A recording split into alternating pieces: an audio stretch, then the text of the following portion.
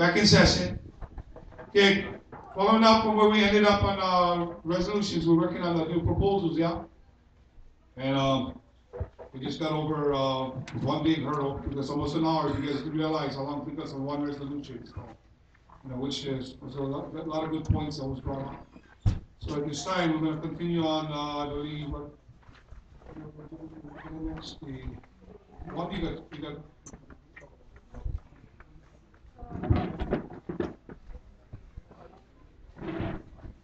okay,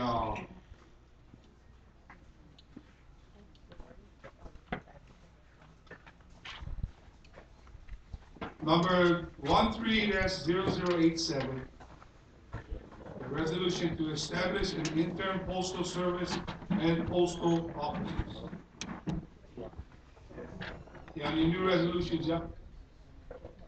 We just got through working on the 13-0086, which is now 85. Now we need to establish an interim postal service in the post office. Okay. Whereas, through the postal union service, every country is obligated to transport or move mail. Be enacted by the legislature of Hawaii. Section 1. The postal offices shall be located at Paea, Kulioo, and Nanapuru. Excuse me. Okay, listen, again, we had a meeting in Oahu, so there's locations. I mentioned those names, all right? So basically what we're going to put there is postal offices shall be established throughout the island chain, okay? On every island, sorry. Yeah, just take that off onto us right then.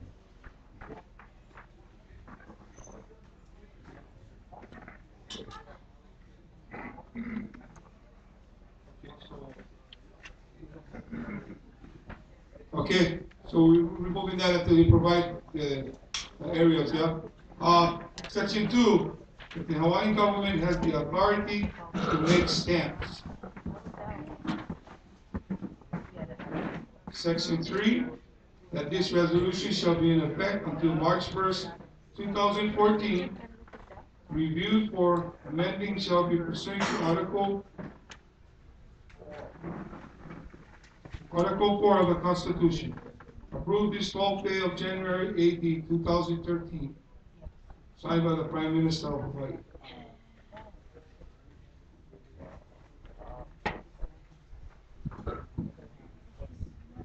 Yeah, listen, what's happening is, again, we try to position ourselves to participate and exercise our rights.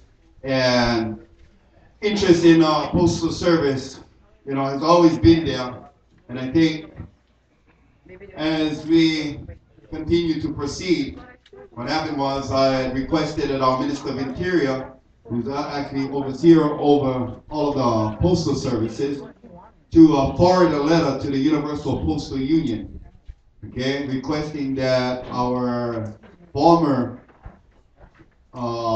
they issue a number, our former postal number, yeah, would be reinstated so we can move forward with our postal service. Okay. Secondly, in our research on the postal union, we've ended up realizing that the postal union is a remarkable organization that's been in existence, okay, since 1832, when they first started off in America. Well, what happened was, because of the importance of transporting information and documents, the postal union has basically become a very enforceable organization throughout the entire world. Okay, yeah, actually, it's actually an authority. Okay, And what we discovered is that our former kingdom actually was registered through the postal union. We had a number, and they were conducting postal services, yeah, utilizing that number until about, I think it was 8 years after the overthrow. Okay, and that's when the number was changed to United States. The territory of Hawaii became United States' postal jurisdiction. Anyway, what we realized was that the Postal Service has a commission set up to assist not only recognized countries, but countries that are unrecognized in assisting them in getting their postal mail services provided, okay? And we discovered that we're, because we are right now unrecognized, that we should prepare our services, and whether or not we get approved, I say we should begin conducting our service. And the outcome is obvious to me, that this union actually, again, is like a referee throughout this world to mitigate problems, because it's a universal understanding and an international law in the UN, in fact, that postal service shall not be disrupted. Okay, so after we did some research, we decided, well, let's get the letter out, get it out to the UPO, the union, requesting and reinstating our postal number to us, and at the same time, we should begin the process of setting up postal services. Okay? Now, I don't think, how about looking at it this way? If you think back, yeah, when the United States government got started, okay, I mean, they used ponies to take mail from one area to another. So, the purpose of having these districts mentioned, right, in this resolution is because we should be setting up postal services where it's not, how would you say, burdensome on providing the service. So, having one postal service here, Kalapana, having one up in Pahoa, up in Hilo, so that we can move the mail very simply so we can get it to its destination. Okay? We cannot, what I see is it's difficult for us to go and try to negotiate for these services if, again, we don't have this authority in our law. So we're bringing forward, basically, we're asking the Legislative Assembly to accept this resolution so we can develop plans to set up our postal service. All right? Just to endorse what the Prime Minister said, in my investigation as to our history, from 1882 under Kalakaua to 1900, we, the Hawaiian Kingdom, were bona fide members of the Universal Postal Union. That membership was suspended in 1900 when the United States told the Universal Postal Union that Hawaii was now under the control of the United States. That was a usurpation, a stealing, a taking of our identity. And so this exercise is another one of our exercises through law, through bona fide authority. The letter has been sent, registered, and certified to the director in Bern, Switzerland. And we are truthfully looking forward to what kind of answer we're going to get back from that body. So, yeah, it's with great satisfaction and with great happiness that I can report to you that that letter has been sent and we are awaiting that response, because it is part of that whole philosophy that we're telling our Hawaiians. You have to believe who you are. You have to act as though you are who you say you are, and let nobody else tell you who you are. Mr. Speaker, as a point of interest on Universal Postal Union, one very important issue is that if a country goes into exile for whatever reason, those citizens have a right to communicate with the outside world.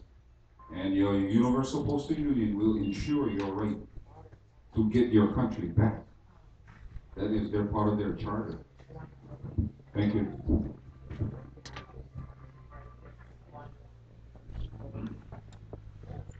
Any more discussion?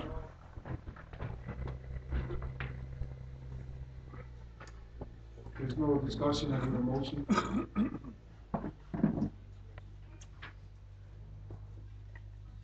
Mr. Speaker, Keawe, Mr. Guanaputa, Representative. I make a motion to pass the vote on the resolution as read. Mr. Speaker, Representative Kaho, Kelly Mokupuni Omawi, I second the motion. Any more discussion? The only change would be 30/0086 instead of 87. Correct. Thank you.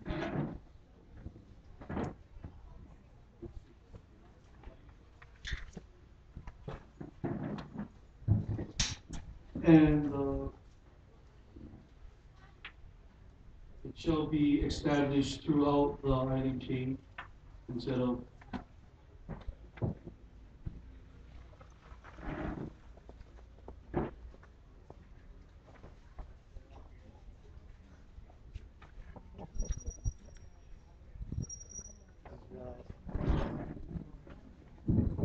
So we're talking about section 1, that postal offices shall be located at throughout the Hawaiian Islands.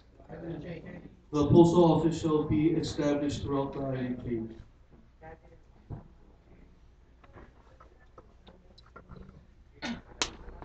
I heard established. If you want to change it to located, then that's fine. Located. Okay. Yeah, so this is what was said earlier, that the postal office shall be established throughout the item chain.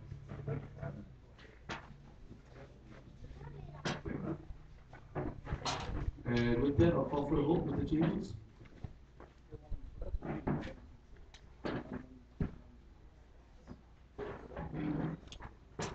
Ovuluko, I don't know, second motion.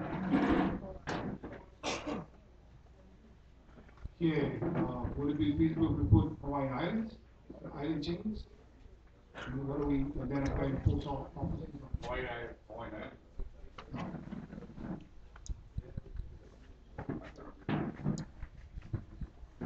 That sounds great.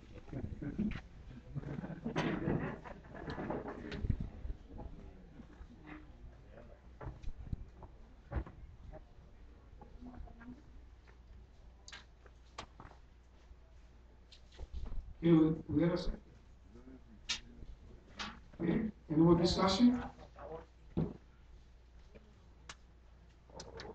Okay.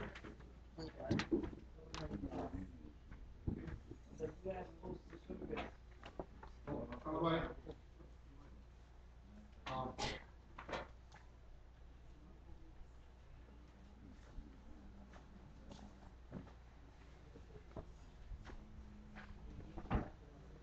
So once you made a motion, we second, we'll open for discussion. The motion is still good, it's still in discussion, we call it. Now, after we get out of discussions, and it's already done, then we call for a vote, the motion and the second already is in clear. We need to have somebody come up and call for a vote. Mr. Speaker, we have people who put on Maui. Islands. How many islands we talking about? We're over 133 of them. So which one? Oh, so it's 132. No, we're over 133 islands in our archipelago. So which island are we talking about? Okay, to answer that, if you go to the beginning of the resolution, it identifies what we're talking about. Very first. Terms. Okay? Hawaii find out. They say that right there sets everything. Yeah. So, how do we utilize the postal services throughout the island chain? I mean, is it more better in the language of the Hawaiian Islands or what kind of chain? It's a discussion in language. Again, it's the whole thing is said here, the very section of Resolution 1. Hawaii Find out.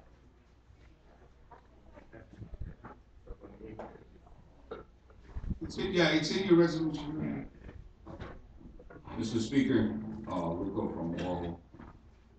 We're talking about where we're occupying, where mail is required. Correct. We're not talking about 100 little islands out there where nobody lives. Why would we put post offices out there? There's nobody there. Well, we're just in a discussion. Yeah, Yes. It's the language itself. You only going to apply where it's applicable. Well, it's throughout the islands. And Hawaiian Islands is just as comfortable. Can we move on to the next subject?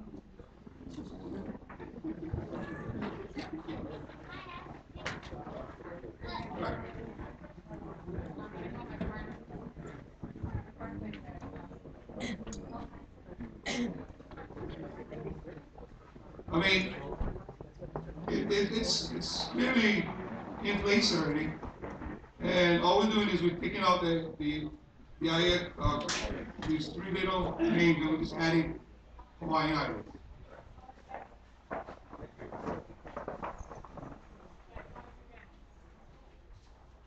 Okay, so call for the vote.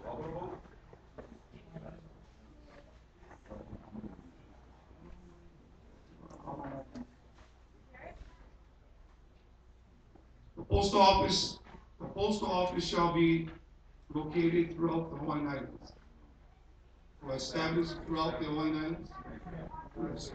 Be established throughout the Hawaiian Islands.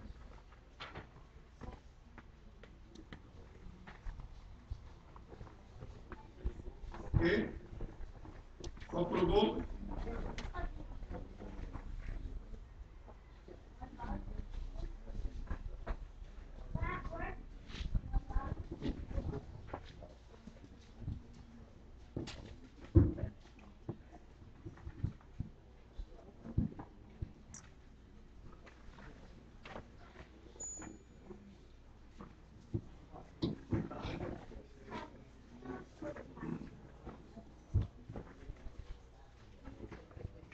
Another thing too, when you guys talking, try to see if we can help the wind blowing in a mic that's going to affect the recording on our record.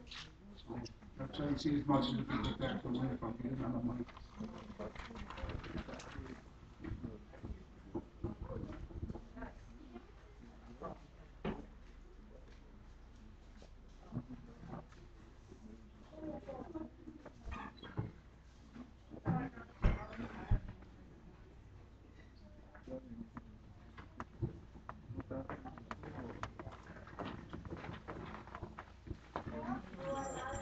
Okay, the motion on the floor is regarding resolution relating to establish an interim postal service and postal offices. The section 1, the edits for that section would read that postal offices shall be established throughout the Hawaiian Islands.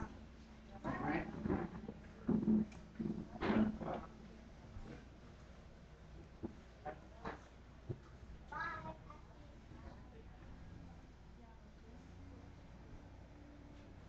Representative Leland Yabal. Representative Nelson Armitage Jr. Representative Waikoloa Noah. Representative Soliday.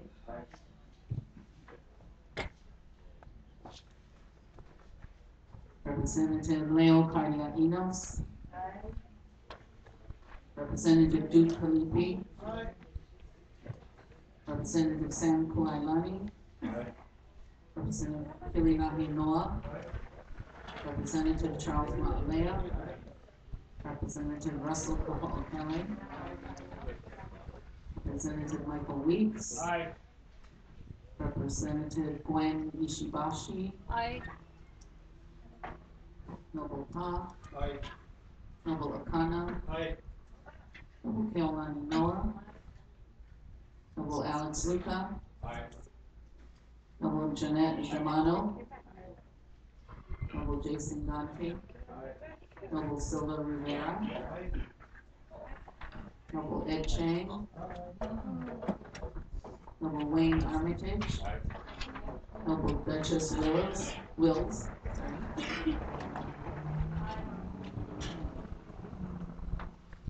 Noble Pua'a.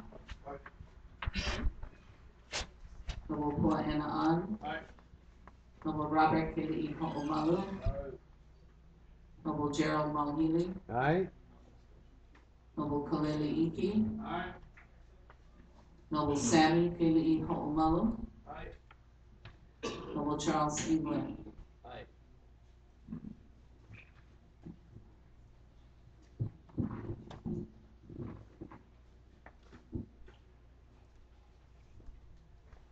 I have 29 in favor.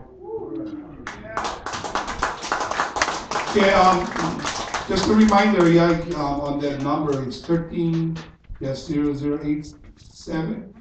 Cross out the 7 and you put the 6 on that, so you guys know we're changing that number there for your records.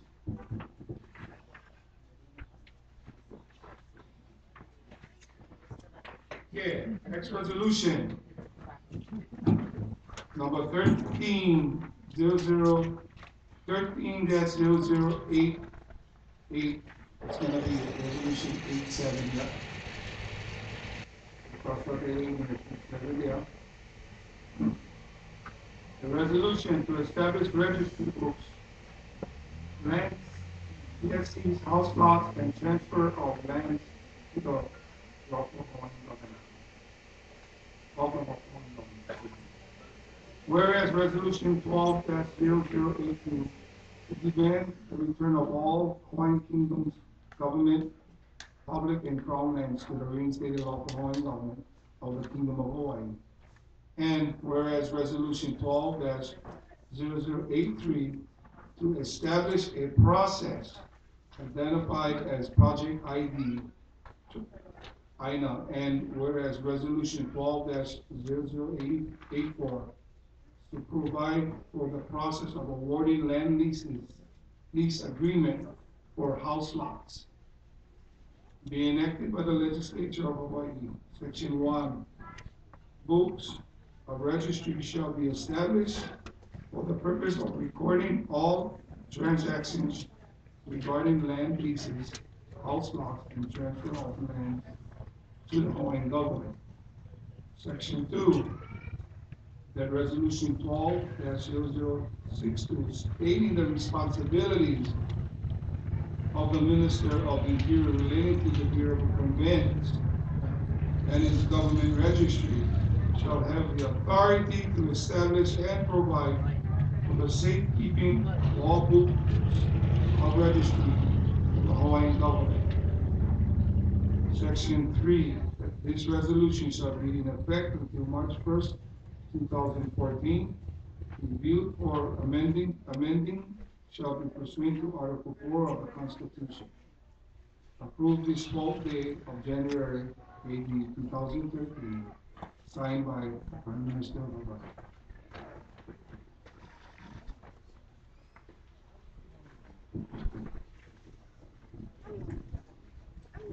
Okay, again, the purpose of the resolution, right, is to begin establishing our record book. Okay, similar to what was actually taking place during our, before 1893. And I just wanted to make an addition, not an amendment, and that was to establish registry books, yeah, for land leases, house lots, comma, transfer of land, and etc. Okay, because there are a lot more registry books, such as your business license recordings, there are others. And I basically haven't done enough research to have any of those excluded. So I just want to add that so that when we do run into these other registered books, we're able to at least develop it and get it started. Okay? Ready, Judge? No, the title first. Yeah. To establish registry books for land leases, house lots, comma, transfer of land, and etc. to the Hawaiian government.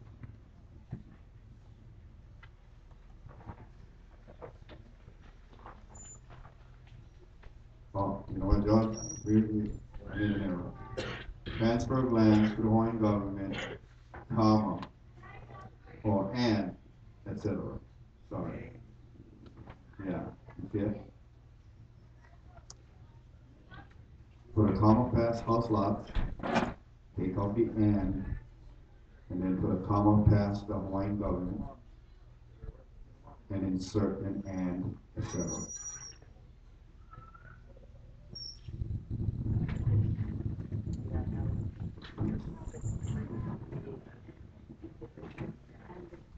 Yeah. And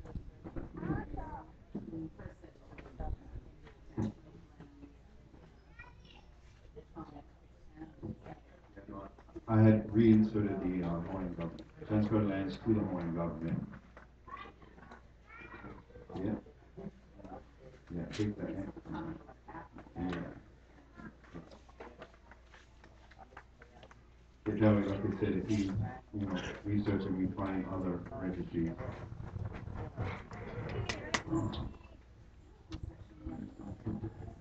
Yeah. Section 1 will repeat the same thing.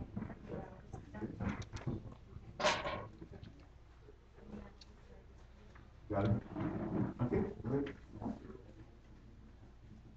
Okay, so just to be clear on the language, the title, a resolution, would read to establish registry books, comma, land leases, start again.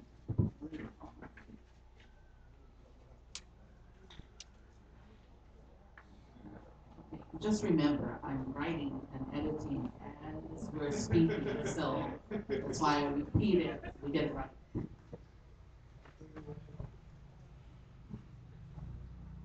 Okay, so the reading should be to establish registry books for land leases, comma, house lots, comma, transfer of lands to the Hawaiian government, comma, and etc. Is that correct? Okay. So then in section 1 would read the same as the title.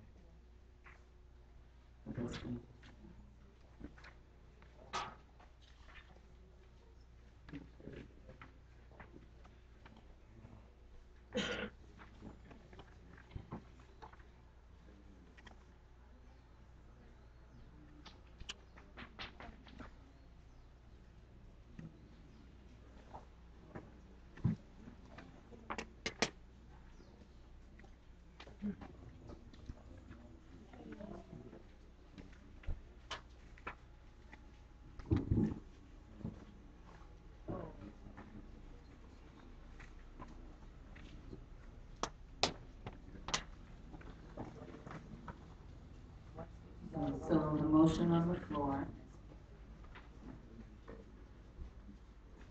is to accept this resolution with the edits made. So we will call for the vote. Representative Yagao? Oh, We need somebody to make a motion, please.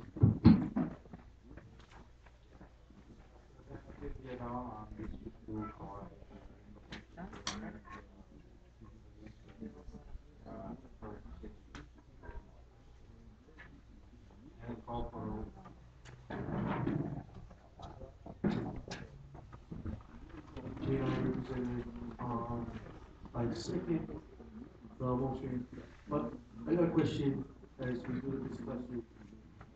Does the resolution 12/32/13, 13/002, 13/003, 13/004, or does that refer to last year's resolution?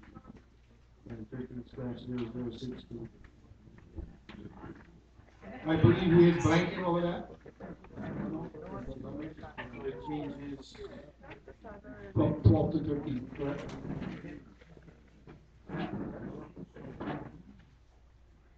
We had blanket, all that, we changed it, then it's just, we're gonna change the languages to it now.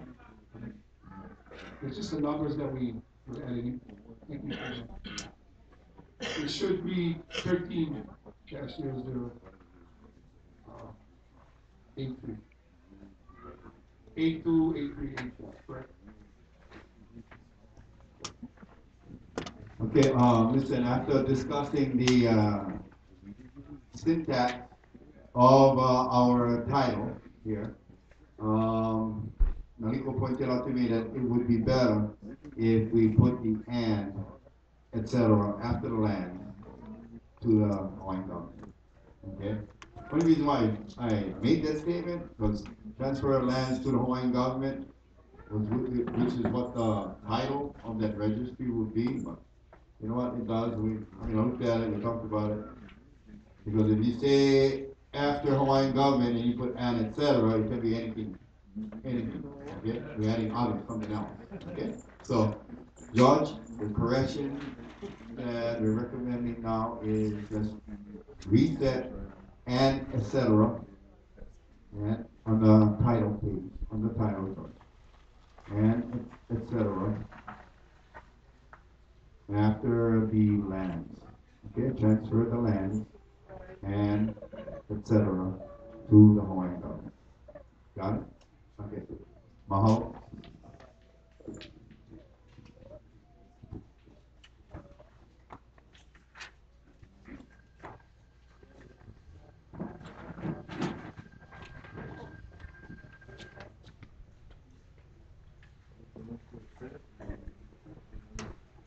Yeah, so again, Union hit motion, United second. We call for the vote. Who? You gotta accept your motion. And then second, then the next person after. Yeah, you have to motion again because we just make changes, yeah? So come up and redo it, yeah?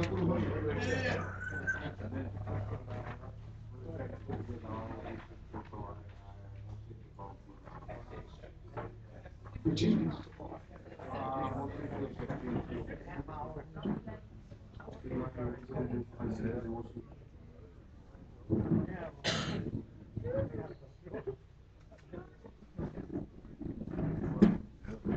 Julio Pilan in Maui, District 3, District 2 representative, Fan Kuelan. I call for the vote.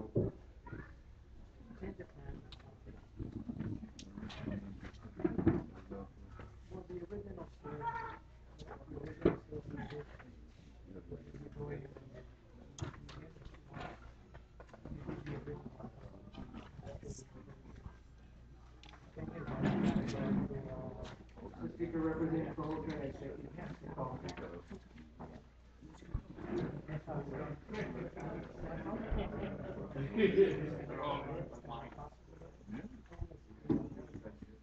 Yeah, that's two was all no.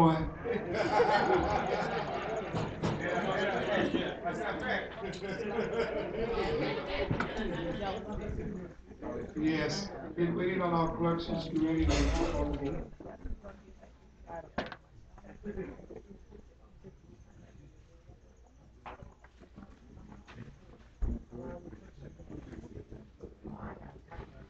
we'll take the vote now. Representative Liddell. Representative Nelson Armitage Jr. Representative Michael Lenoa. Representative Ikaika Solade. Representative Leo Cardiakinos. Representative Duke Kalipi. Representative Sam Kuailani. Representative Pilinaki Noah. Representative Charles Montlea. Representative Russell Kelly. Representative Michael Weeks. Representative Gwen Ishibashi. Noble Ha. Noble Kana. Noble Keolani Noah. Noble Alex Luca. Noble Jeanette Germano. Noble Jason Gunty. Noble Silva Rivera. Noble Ed Chang. Noble Wayne Armitage.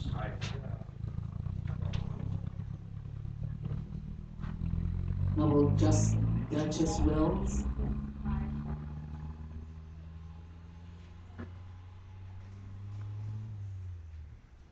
Noble Pua Ena'an. Noble Robert Kali'i Ho'olalu. Noble Gerald Malahili. Noble Sam Kalele Iki. Noble Sammy Kali'i Ho'olalu. Noble Charles England.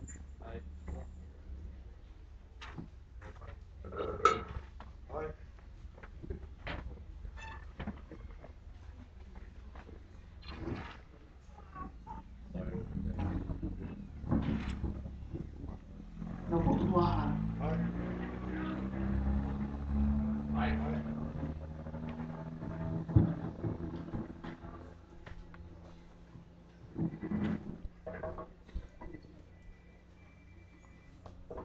29 in favor.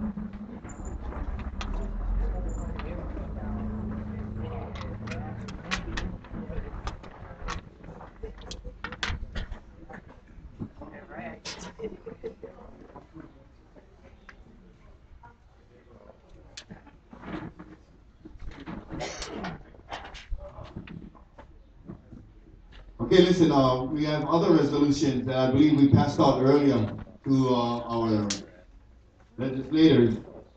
Unfortunately, I don't have enough of these. So, right now, there's a resolution that was passed out. There's actually three resolutions, more resolutions. And first one, one of them is authorizing the establishment of a foreign trade zone. Okay? The second one will be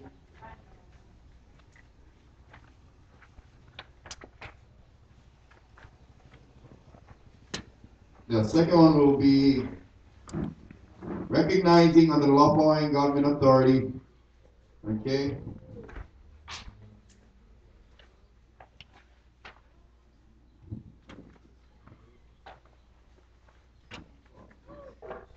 Okay, we're only going to do one today, and that was authorizing the establishment of a foreign trade zone.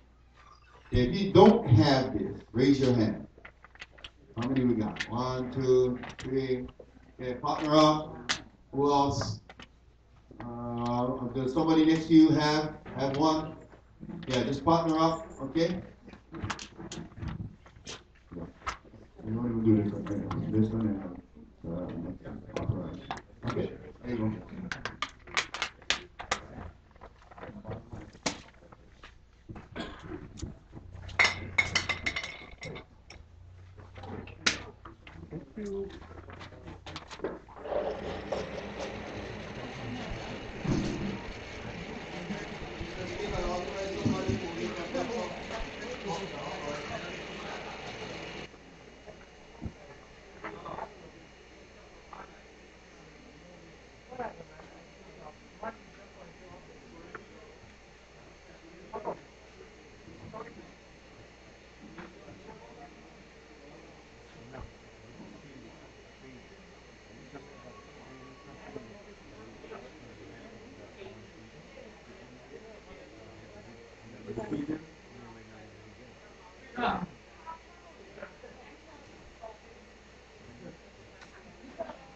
Mr. Speaker, point of instruction.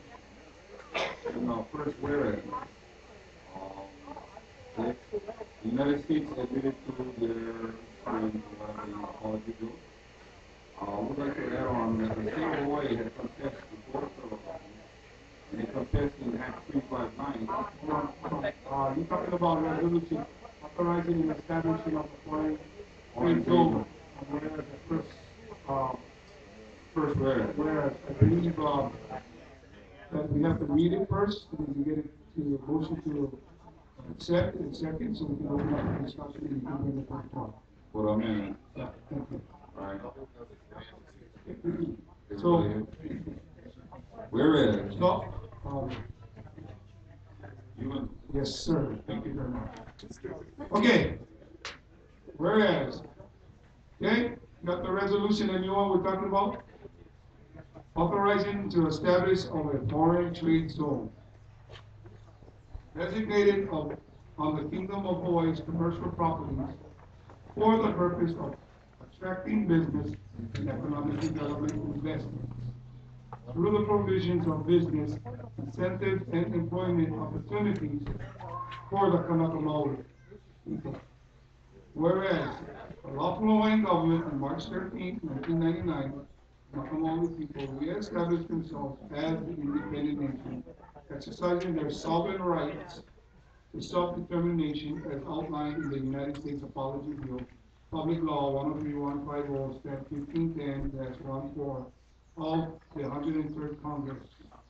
And whereas the Lawful Hawaiian Government has identified major issues of concerns relating to the past 100 years of oppression by the United States of America, perpetuated upon the Kingdom of Hawaii and the Maoli people, and whereas the Kingdom of Hawaii government has experienced specific economic and social degradations among the Kanaka Maoli people as a result of the United States government oppressed and willingness to turn a blind eye to their plight, and whereas it is the Kingdom of Hawaii and the Lawful Hawaiian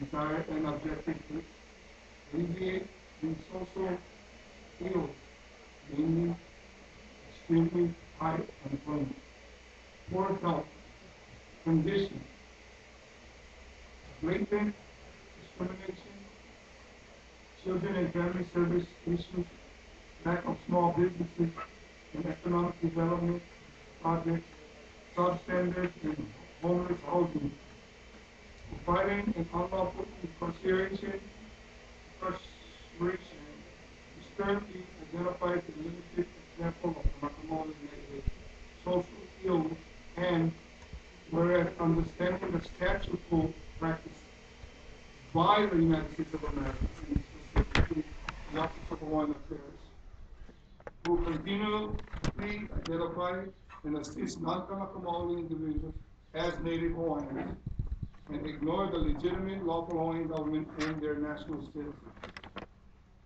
And now therefore be it resolved that the lawful Hawaiian government, LHG, authorizes Yes. Authorizes the establishment of a foreign trade zone status of certain lands to be set aside for these purposes, site which will be determined by LHC and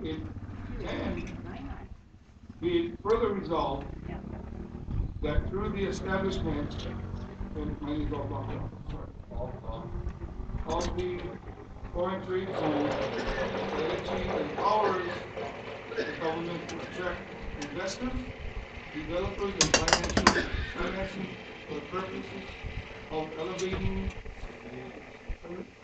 alleviating certain social issues of the Kanaka Maoli. Okay, can I have a motion on the floor?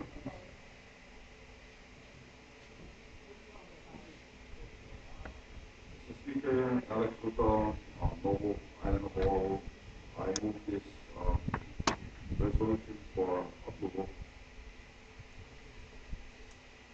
And it's should be numbered as 13-0089.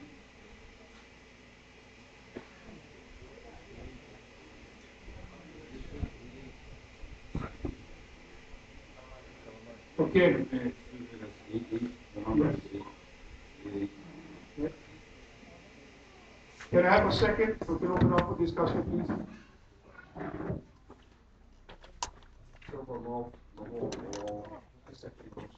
Okay. Open for discussion. Mr. Speaker, I would like to change the language on the last two paragraphs. Instead of that, now therefore be it resolved. Can we change that to be enacted by the legislators? We would add be enacted by the legislators. Okay, and then section 1 would be inserted instead of now therefore be it resolved. And the second be it further resolved be known as section 2.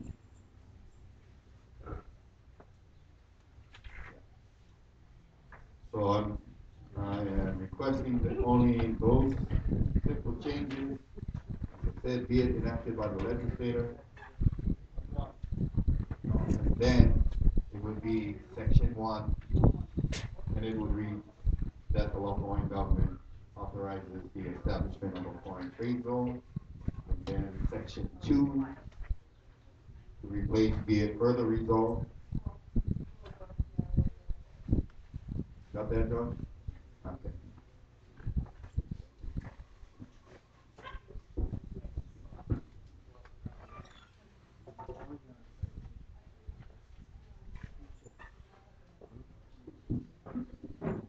Okay.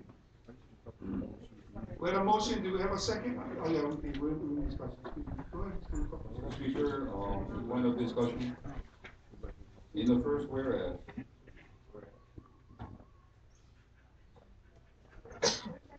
we determined that the United States apologized to Bill and identified that.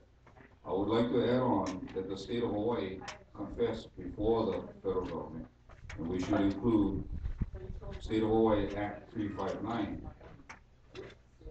Coincidentally, that act says we can put our own sovereign nation back together. That's the only law allows us to put a sovereign nation together. And we should identify that. Just add on, after the 103rd Congress, the State of Hawaii Act 359, and the State of Hawaii Act. Slow down. You gotta write on that. All right.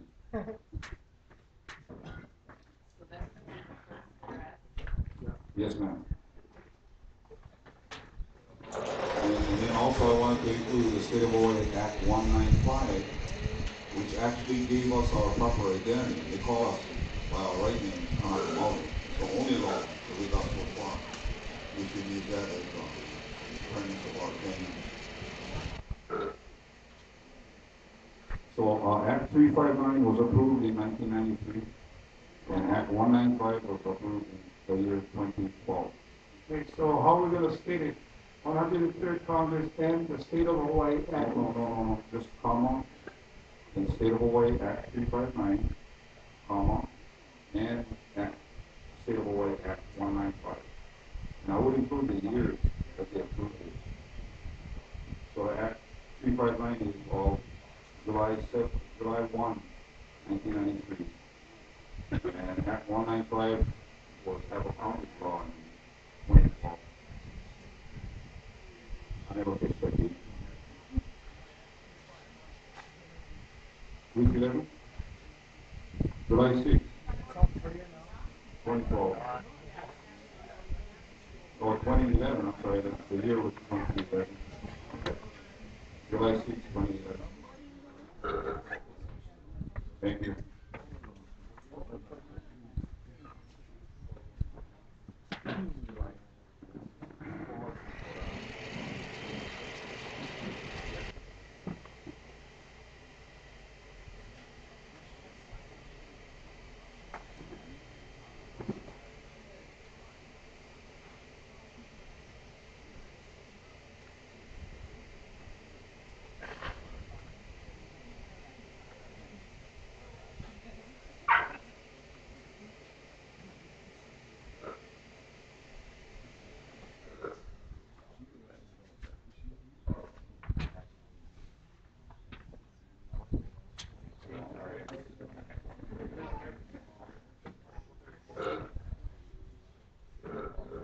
Okay, open for any more discussion, please?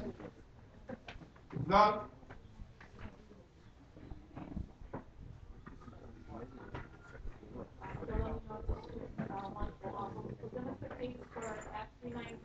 Act 359 and Act 195, we should put the dates for the rest of them. the apology bill is.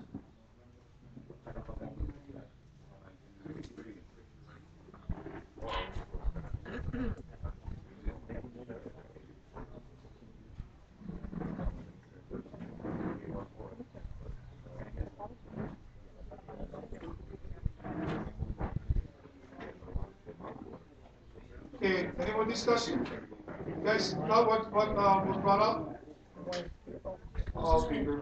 Speaker, excuse me. We would like to add in addition to these three confessions, Maui County Council, Resolution COW 1079. They confessed to more crimes than the state and the federal government did. And that one was approved on December 10,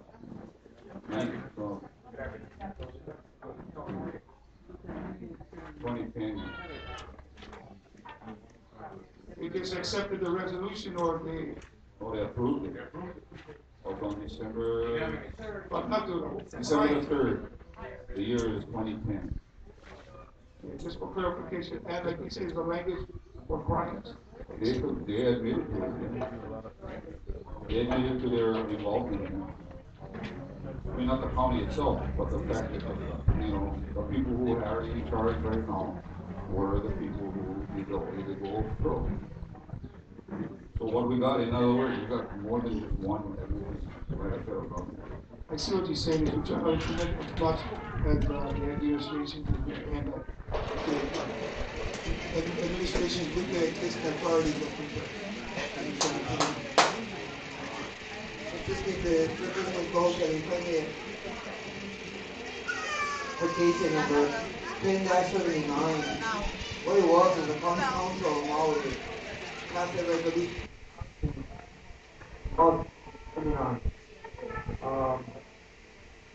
That we had put forward before them, which was just an acknowledgement of the law that I think the county access with.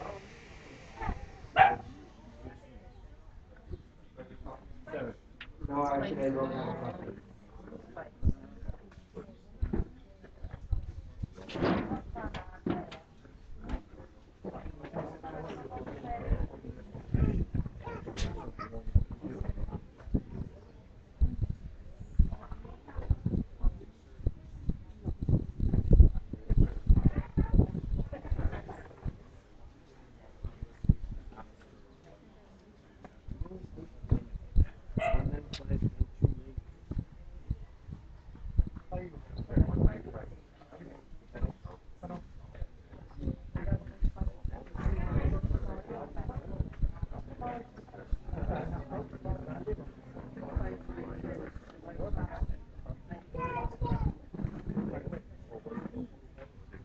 Mr. Speaker, if I may, actually, I do have a copy of it. Resolution 10-79. There's a.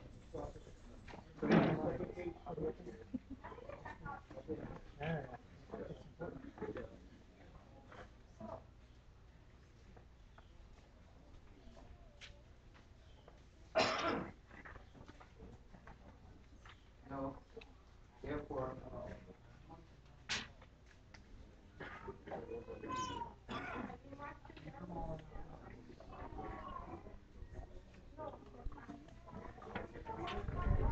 Mr. Speaker, COW 1079 addresses the compilation of Public Law 103 Act 359 and COW 1079 are harmonious with the human rights violations that they're acknowledging.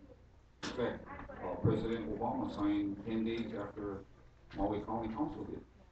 He signed on to the human rights violation, the very one that the Maui County Council declared in 1079. So they're all in concert of their violating us. And that's all we want to do is recognize all of their confessions. Thank you.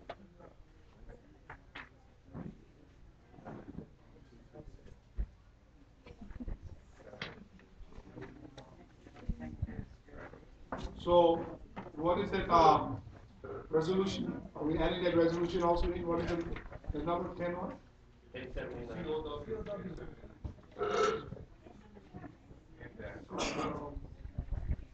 What is still talking? Council of the Whole. Council of the Whole. 1079.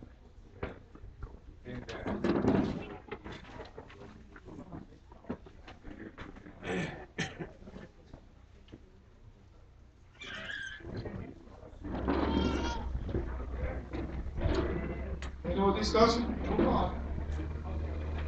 Lawful Hawaiian Government Legislative.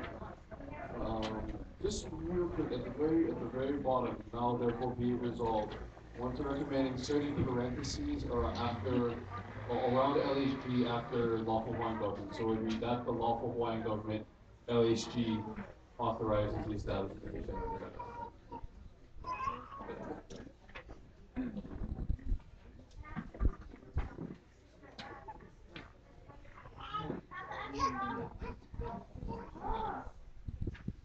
Mr. Speaker, in whereas number 3, we would like to add at the very tail end, it says, where their willingness to turn a blind eye to their plight. I would like to amend that to read, to the Kanaka Maoli people's plight. Or, yeah, to the plight of the Kanaka Maoli people. Thank you, Mr. Honor.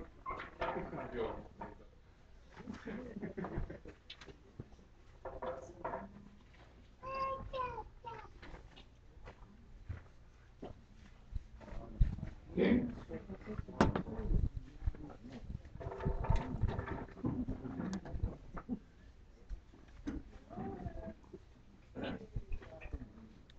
Mr. Speaker, I have a couple of minor additions, and that is the word Kanaka, where it's related to Kanaka Maoli. In the very opening statement, the Kanaka is spelled with a lower K. Is that proper English? I'm just asking. And then, Could be just a typo maybe. We can clarify that. well, yeah, I've seen a couple more. So. And whereas number 4, the very bottom line. Yeah.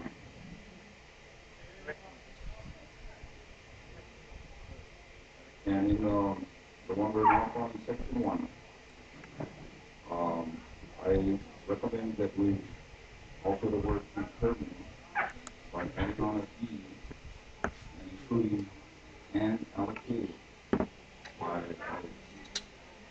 our determined and allocated by Thank you.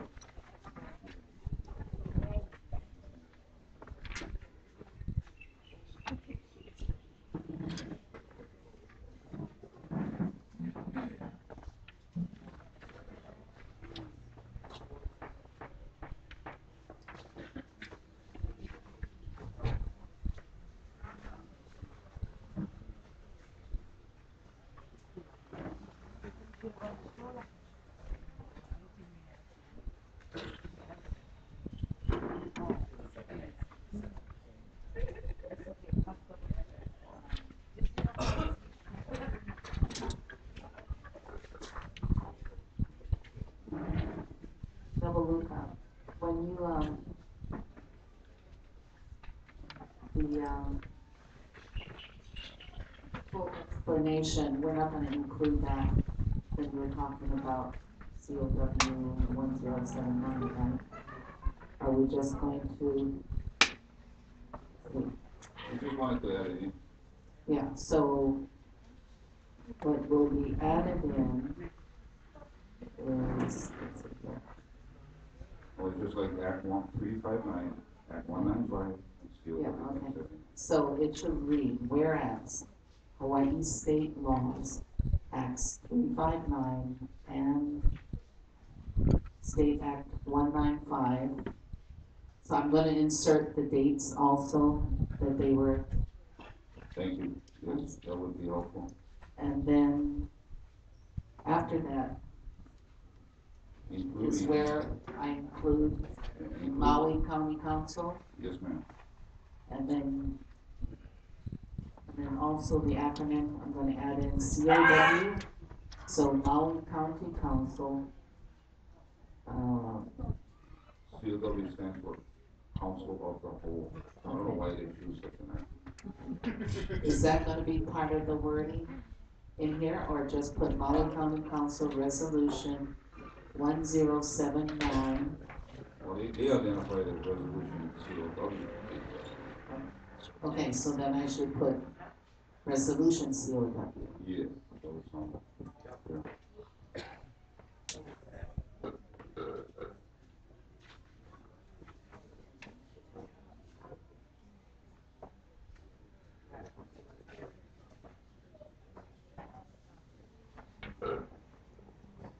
Okay?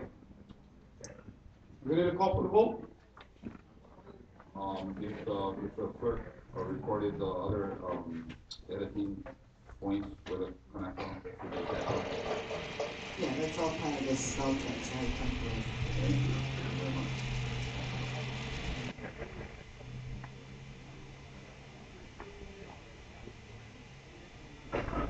so I'll read this, these edits for this resolution regarding the foreign trade zone. So in the second paragraph, the whereas, it would be, the first whereas would state, Hawaii state laws, Acts 359 and 195, or do you want me to repeat state Acts 359 and 195. That's where I also include the dates, correct? Okay. Along with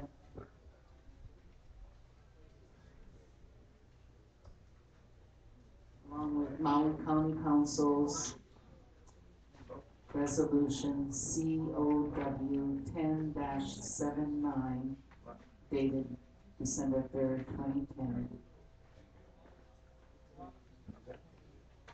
And then the second, next whereas, I would include the dates, the date November 23rd, 1993 for the public law.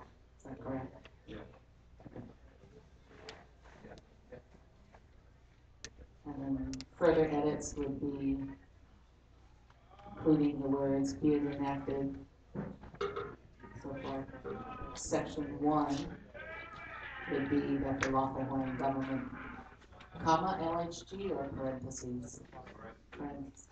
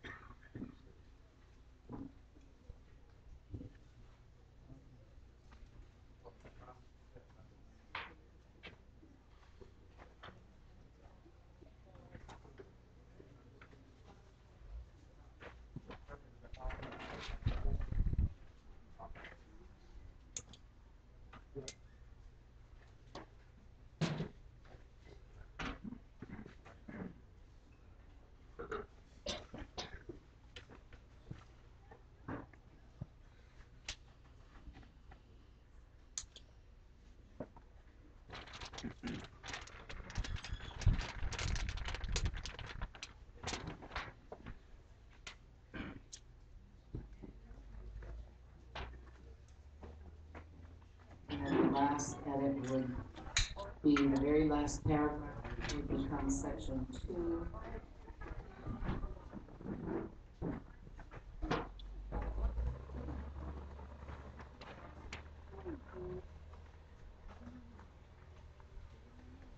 So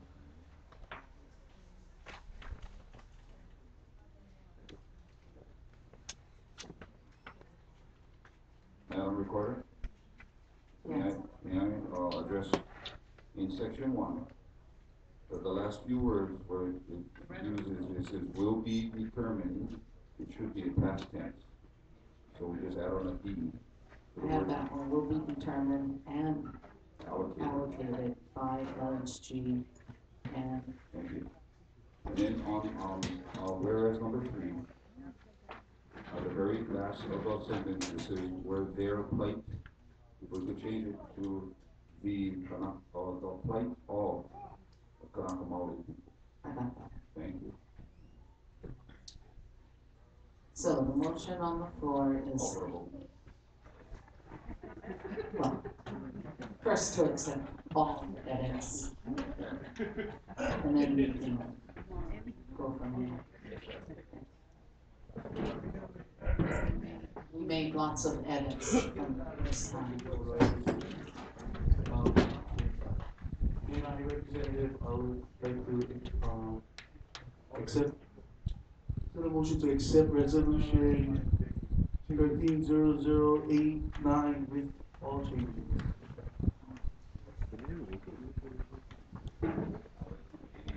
It's gonna be 0088, correction. This is not a global form.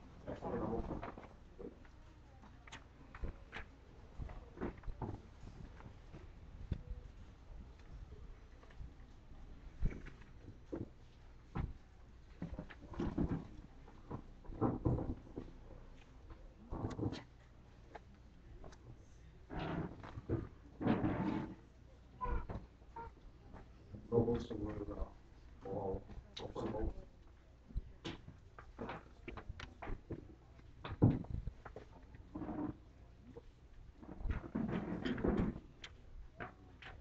Go on. Sorry to down, guys. We didn't have a clerk. Thank you. And this vote would be to accept all the edits made to the resolution regarding the foreign trade zone. Representative Udall. Representative Nelson Armitage Jr. Representative Waikoloa Noah. Representative Soliday.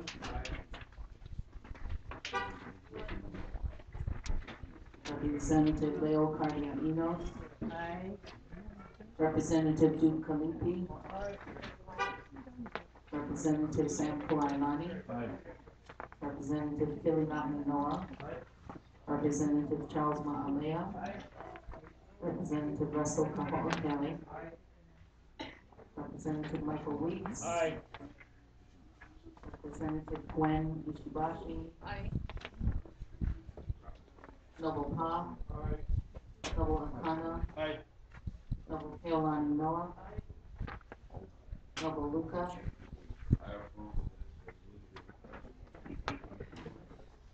Noble Jeanette Germano. Noble Jason Gante. Noble Silva Rivera. Noble Ed Chang. Noble Wayne Armitage.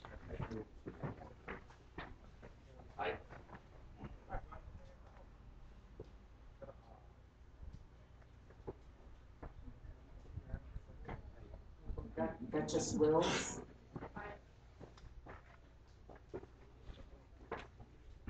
Noble Pua'a. Noble Pua'ana'an. Noble Robert Kelihi Ho'omalu.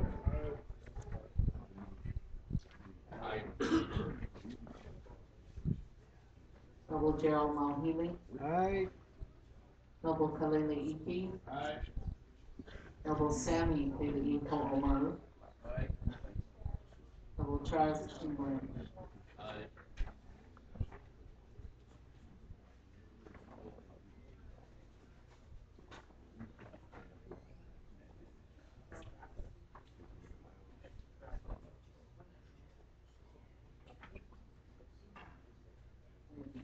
$29 in favor.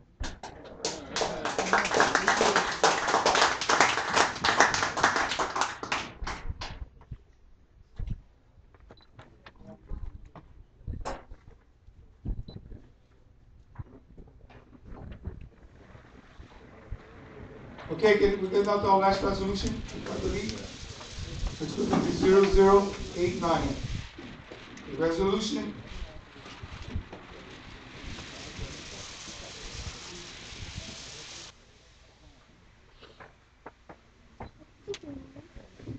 Okay, once again, earlier this morning I passed out resolutions, there are 3 resolutions to add to these packets. And one of them is a resolution, an act to authorize the Minister of Interior to take possession of whatever land and water, real estate, and property for the Lawful Hawaiian Government. Okay, so who doesn't have this? 1, 2, 3, 4, 5, 6. Okay, I got 2 more over here that I can give you guys back there. 1, 2, 3.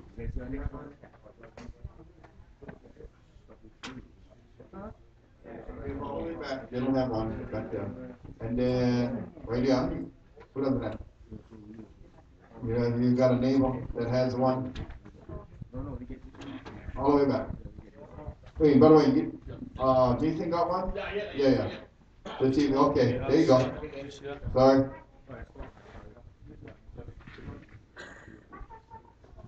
Nobody's fault but Kiku's.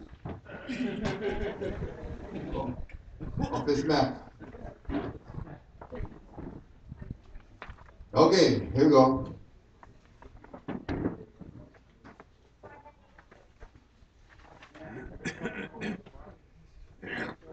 Okay, ready? Yeah, we got an extra one. Got an extra one. Come up.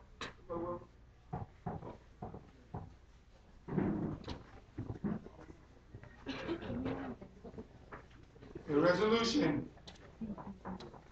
An act to authorize the Minister of Interior to take possession of whatever land and water, real estate and property for the Lawful Hawaiian Government. Be enacted by the legislature. Section 1. The Minister of Interior is hereby authorized and empowered in accordance of the provision of this act to enter upon and take possession of and hold in the use of government land and water, real estate and property, as may be required for the use of maintenance, increase and development of the Hawaiian government. Section 2. The Minister of Interior shall notify the general public of such land and water, real estate, and property that will be claimed and possessed by the Lawful Hawaiian Government. Okay? Adding government there. All public and private entities shall have 180 days to submit documents of proper land title ownership deeds or leases to said land claims. Failure to comply shall result in default of forfeiture of land title deeds and leases to the Hawaiian government. Section 3. Minister of Interior shall develop proper land title deeds of said lands claimed by the Hawaiian government and filed at the Department of Interior for public access and review. It shall be the duty of the Minister of Interior to keep a full and faithful record of all such lands and water, real estate and property owned and managed by the Hawaiian government. Okay. Can I have a motion on the floor, please?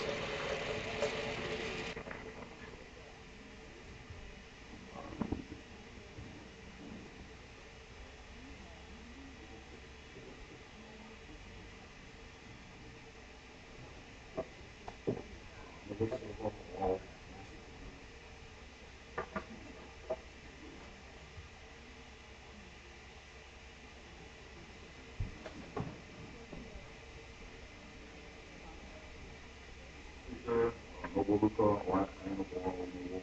I second the motion.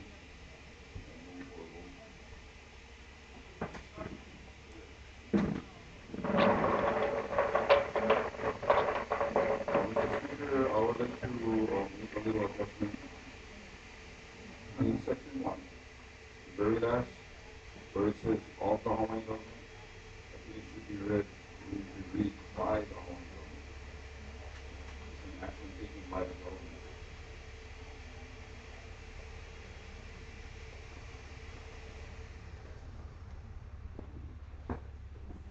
Section 1, last sentence. Where it says, maintenance, increase and development by the Hawaiian government, instead of all of the Hawaiian government.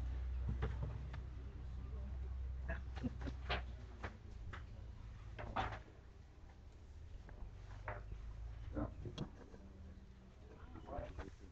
Yeah.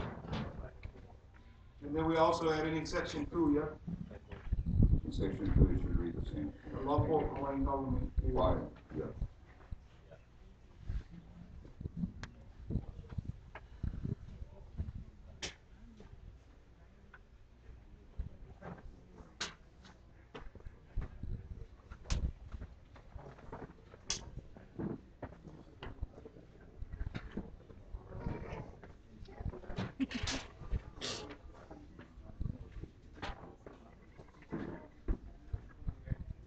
Mr. Speaker.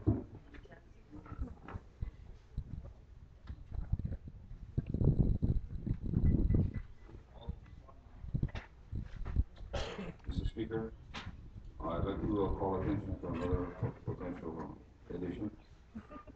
On the very first sentence, on the very top, if we could replace the word whatever to possession of all land and water, real estate property belonging to the lawful Hawaiian government,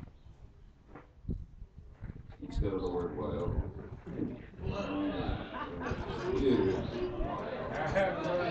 Yeah, but according to the law, it was written in the law. That word right there, whatever. Wow. I'll stand corrected there. Withdraw that. Yeah, let me give you some background behind this law. Okay? I mean, if you trying to find something to take action, right? I ended up realizing last week I should go start researching our laws. And lo and behold, what you're reading, what you're looking at, is actually in our kingdom law. So there were only some changes that were made, but then whatever. And I had to laugh because when you read the what they call Admissions Act for the state of Hawaii, right? They got whatever in there too. They can use whatever, we can use whatever too. So, but the funniest part was it was actually in the law. Our own law says, oh man, maybe our ancestors were as smart as them. So I figured, what the hell, I put whatever too. Whatever that meant, I don't know. It just meant whatever. So now, if you definitely, if you definitely want to be clear, okay, yeah, you can move whatever. I figured I let you guys decide. Like I said earlier, listen, I tell you, I thank Akua to finding this law. This is like 3 o'clock in the morning. I'm tired, and I know we have to get some kind of bite into this and give us even more authority. But at the same time, standing on grounds that was already established. And I just thank Akua. I couldn't believe it, but what you're looking at is basically what is actually read. I mean, in law, okay, I think it was 1868 statute. So, thank your ancestors that something like this is available, or they executed it, is what I look at. In fact, one of the reasons why they had 2 of these. One was to be able to run the water lines on Oahu, so that we would have public water, and those water lines today serve all of Oahu, all of Honolulu, pretty much. Okay, so it led up to the condemning of property and all of that. Well, I didn't go that deep with that. with that law, I figured, listen, we're on the cusp right now where we want to be able to claim land that belongs to us. You know, we have to pass the law stating that that's our land. So this, to me, gives us additional offensive tactics or offensive operation so that when we execute in the reclamation, at least we have now an authority in law in our own books right now so that we can submit that into our defense. Okay? So that's where this thing evolves from. Again, you will when force into play an act of law and you're not going to give a deadline. As you can see, if you read the laws from 1894 after 1893, they gave you 30 days. They gave you 30 days to comply. You didn't comply, well, they came in and did as they pleased. And then I've extended it to 180 days. Now, listen, we won't do that exercise as of yet. Okay, and I'm only sharing this with you guys. We need to prepare try to prepare our legal, our legal basis, our legal authorities so that we can execute. Because if you look at this and you just have foresight onto what's here, oh my God. Okay? I mean, this is real. This is the real deal coming down. All right? But let's get this right. Let's get it into our law books. And then that way we can start to operate. Okay? Mahalo.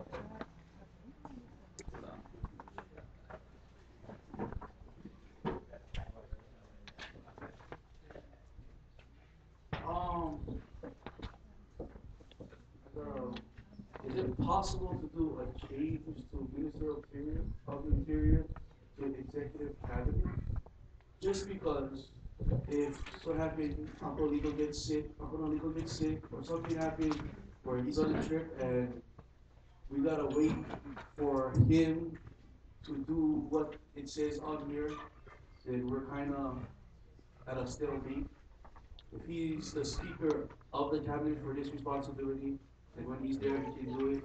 If he's not there, or if somebody else can help to help him in some of his responsibilities, if that is a possibility, for an act to authorize the executive cabinet to take possessions of, and therefore, and then from section 1 has Minister of Interior, Executive Cabinet again, section 2, Minister of Interior, Executive Cabinet, and once again on section 2, Executive Cabinet.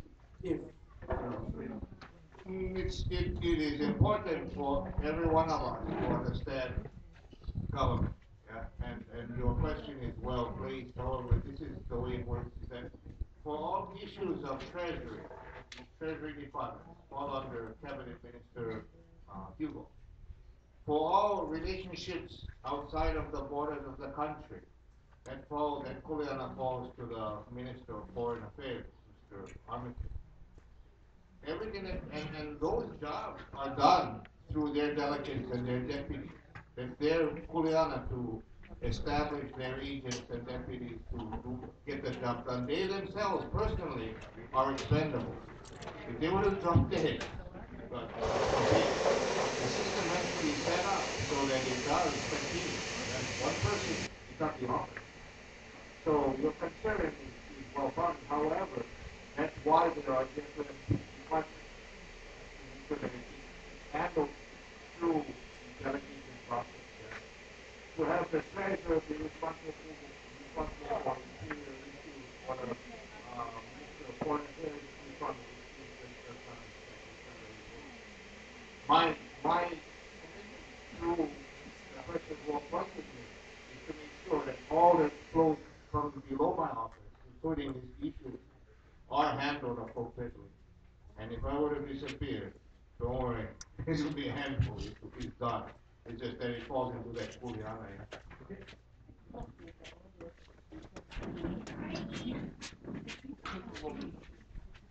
Okay, so we still in discussion, so are we still gonna add, or we're gonna just stay with the language that it is? Bueno? Noble on, Local Keawe. Just minor edit in section 1. It sounds kind of funny. Empowered in accordance of the provisions. Wouldn't that rather be in accordance with the provisions of this act, etc.? Acceptable? So could you repeat that so clerk can correct us? Okay, section 1, the Minister of Interior is hereby authorized and empowered in accordance with the provisions of this act. We had him with. Yeah, strike of, add with.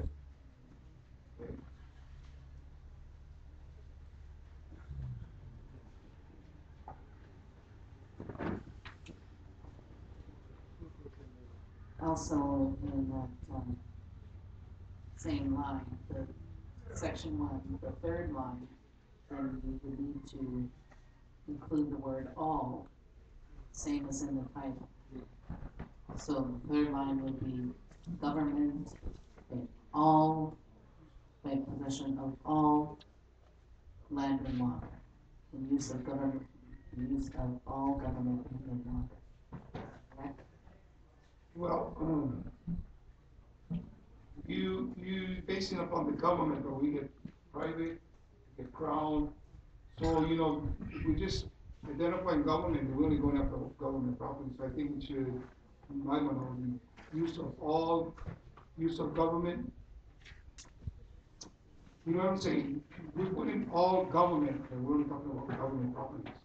We're gonna base on about private and government also. Mr. Speaker, and that's why the word whatever fits all of that. We're in a discussion, you know, it's on the table, so Thank you. whatever. So, Mr. Speaker, I would like to address that section 4 should read like the end of all other resolutions with the standard reading that this resolution shall be in effect until March the 1st, the year 2014, period. When review for amending shall be pursuant to Article 4 of the Constitution. It's a standard completion. And then approved on this 14th day, I mean, it should be 12, today's the 12th. Thank you.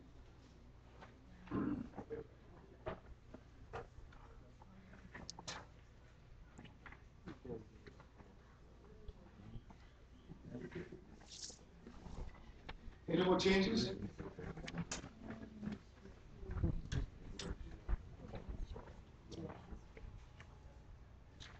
Can we add also, we land, put an S in land, government land, and not just land. Section 1, it reads use of government, land, and water. We should put government, land, and water. And then an S in that.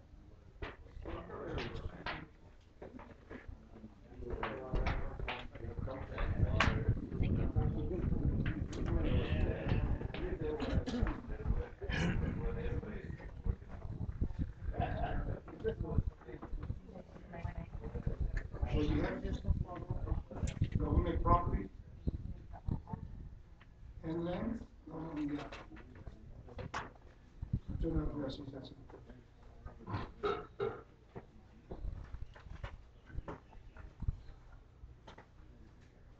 The question I had was in section 1, in the third line, so we're making land plural, so it would be lands and water, real estate and property. My question is,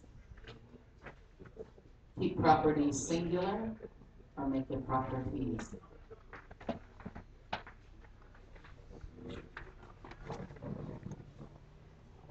Because you made lands plural. What about the word property? Well, Just one. Mr. Speaker, if we remove the word and in between land and water. And so it should read land, water, real estate, and properties. With a more fluid. Yeah, the word and in between land and water should be parked on the side. Remove it. You got a more fluid sentence.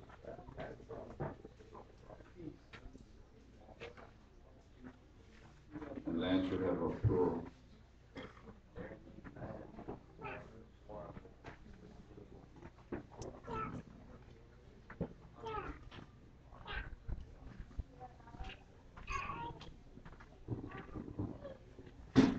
Okay?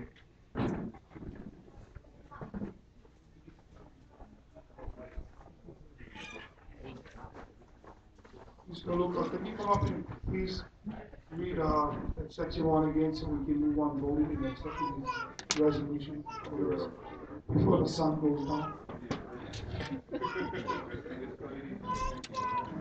Well, could you just...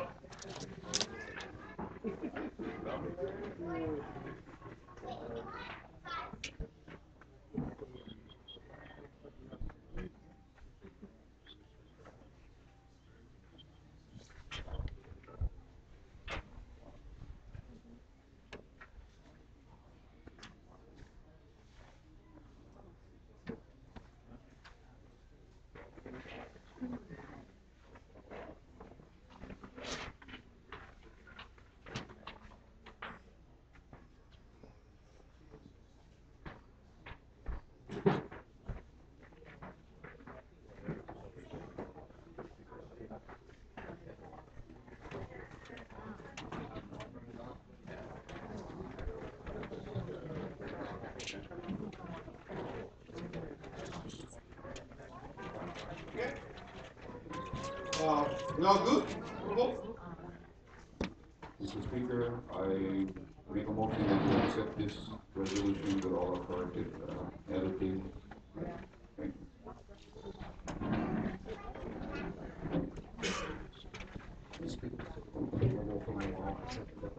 you. Second. For changes. And again, call for the vote, please.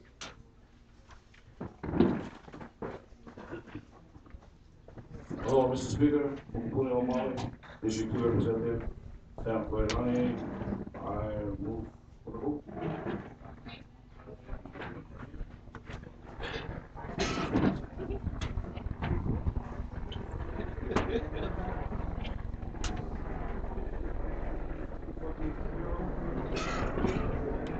So this resolution will be number 0089, correct? Okay.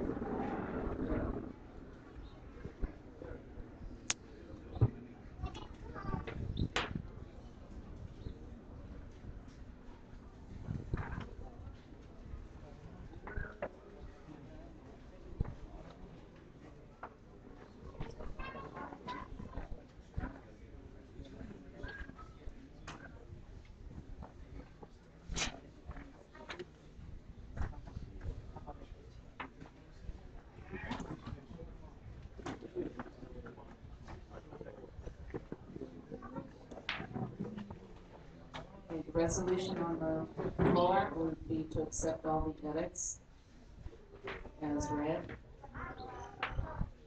Representative Yadal.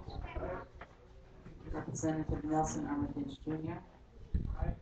Representative Black Noah. Representative Solade.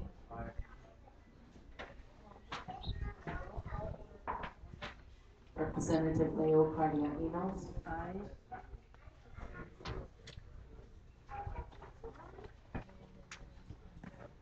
Representative Duke Kalipi. Representative Sam Koirani. Representative Kilinami Noah. Representative Charles Makalea. Representative Russell Kaho'okele. Representative Michael Weeks. Representative Gwen Ishibashi. Noble Pa. Noble Akana. Noble Keawe Noah. Noble Luka. Double Jeanette Germano. Double Jason Duncan. Double Silva Rivera. Double Ed Chang. Double Wayne Armitage. Double Duchess Grills. Double Pua'a. Double Pua'ena'an. Double Robert Kaligi Hobomalu. Double Gerald Malhealy. Aye. Double Sam Kaleli Iki. Double Sammy Kaligi Hobomalu. And Double Charles King.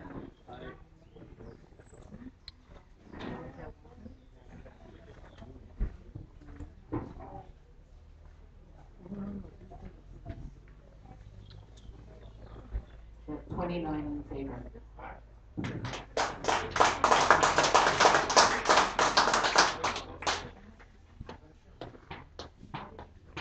All right, moving right along. At this time, we're done with our resolutions that's been put on the table. Oh, boy. Now,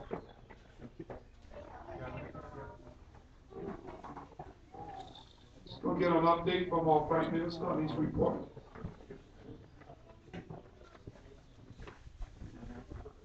Okay, bearing that we really running out of sunlight here, and there's some information that I really wanted to share with all of you, which is why what's happening is you're receiving a tablet, okay, and that tablet I'm going to help you understand what's in there, and then how that can assist you in making preparation for what we've been planning to execute this weekend.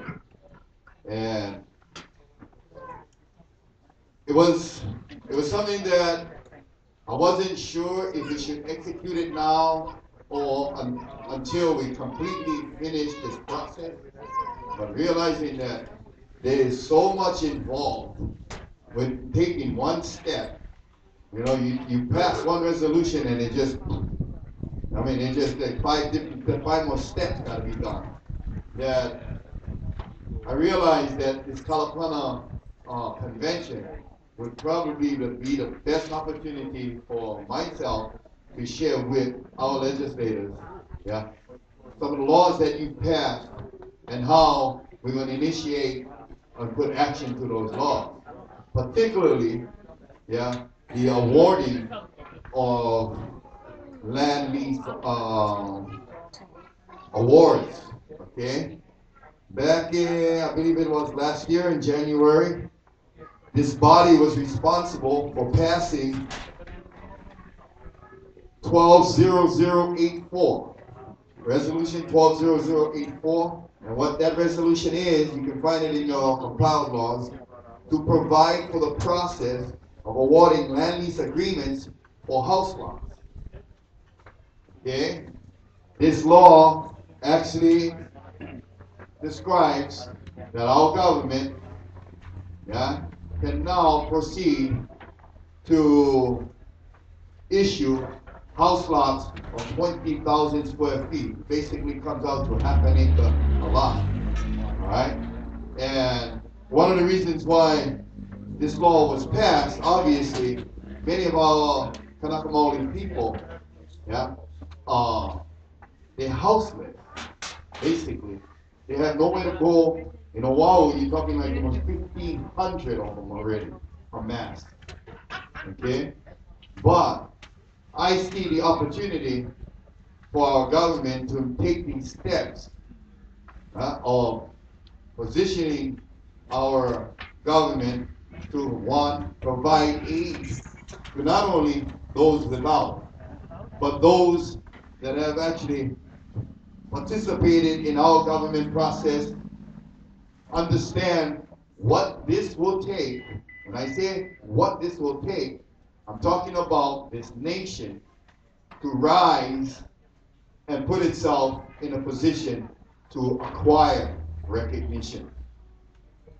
Okay? We did an action back in 2006 going to the island of Kaho'olawe, claiming the island of Kaho'olawe. The consequence, we already knew what was going to happen. We were going to get arrested, and we're off going into their system, their law system.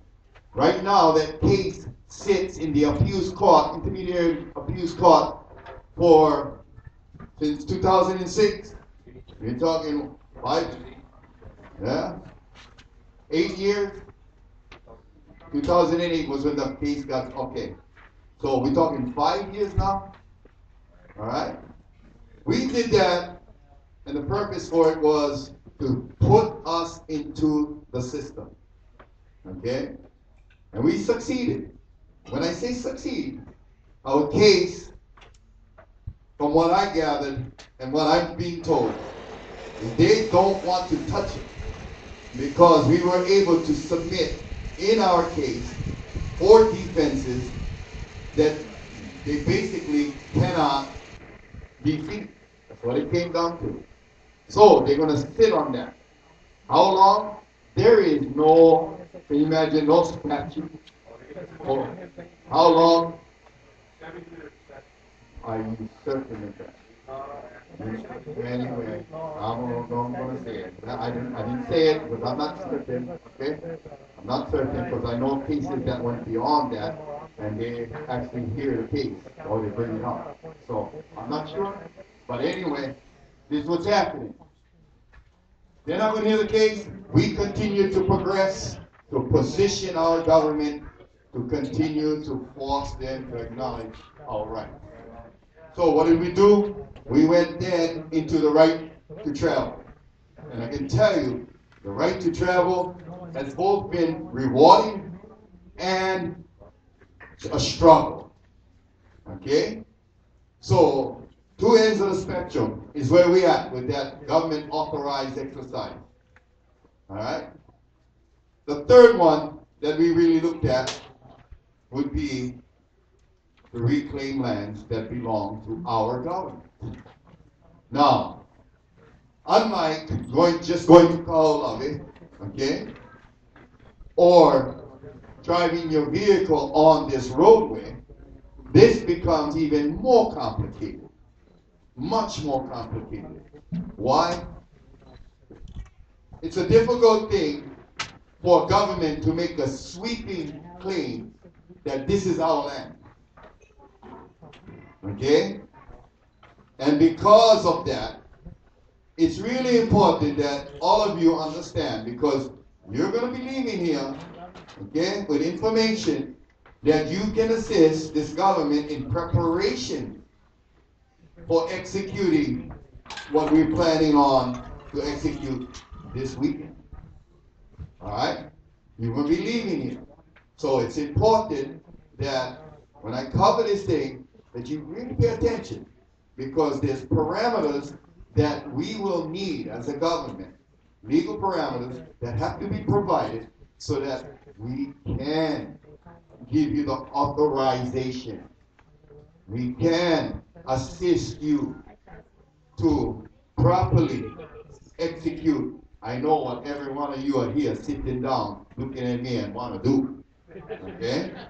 Well, again, before you can do, and this has been the challenge for our administration here, our executive branch, was to identify land, that we as a government can stand and defend after we make the physical claim to the property.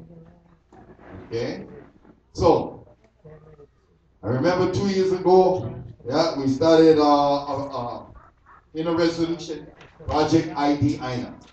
And that was the beginning of taking this step. And that was to identify property. You need to get out there and identify property that belongs to our government. Now, we went out, we executed, okay? Not to the, I would say, not to the point where we were able to identify all the properties that belong to our government or fall into our jurisdiction, but we made that commitment. We went out, we executed, okay? Basically what that was providing this government with public notice that we're identifying lands that belong to us, okay? Now, after doing that, we began to look at, okay, we went to Ahupua'a of Kaimu. This is where we at. Ahupua'a of Kaimu. Ocean front line, up to the mountain. Okay? You can make the statement because you can justify the statement if you open your black book, your black tablet, on the very first page. If you don't have this, again, don't blame me, blame people. Okay? They shortchanged me. Alright? Because some of you do, some of you don't, and all it is a title page. Alright? And on the title page, this is what it says: indices of awards made by the Board of Commissioners to quiet land titles in the Hawaiian Islands, also known as the Mahele. You go into this section, what you will find, yeah, is that it's broken up into sections. Okay? The first section states Crown, Government, and Port lands enumerated. Okay? And an act relating to the lands of His Majesty the King and of the government. Okay? So what happened back in 1848 was our ancestor, remember what I was saying? Divided up the lands amongst his chiefs, his allies, and his people. Okay? So, in the division, they identified the lands. So if you look at the first page, past the cover page, what you see is, it'll say Crown lands right in the center. Okay? And then you look at the Crown lands, then it'll say names of lands, then it says Hawaii. What that means, that's the island of Hawaii. Now, they will tell you the names of those lands that the Crown has ownership over. Okay? Now, the next word over is called the Ahupua'a. So you look at the Ahupua'as that these names are identifying. Okay? And then they tell you in what districts these Ahupua'a are located.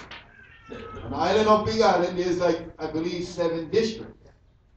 Okay? So, this is the Puna district. Alright? So when you turn the page, it'll continue to show you, right, the same thing, and then it'll tell you where these lands are located. Okay? So when you look at it, the district of Kohala, district of Puna, district of Kona, Hamakua. Alright? When he divided the lands, the Crown took one whole Ahupua'a. Now this is what happened. In those Ahupua'as, yeah, there were lands that were also given, okay, to the people, the individual people, okay?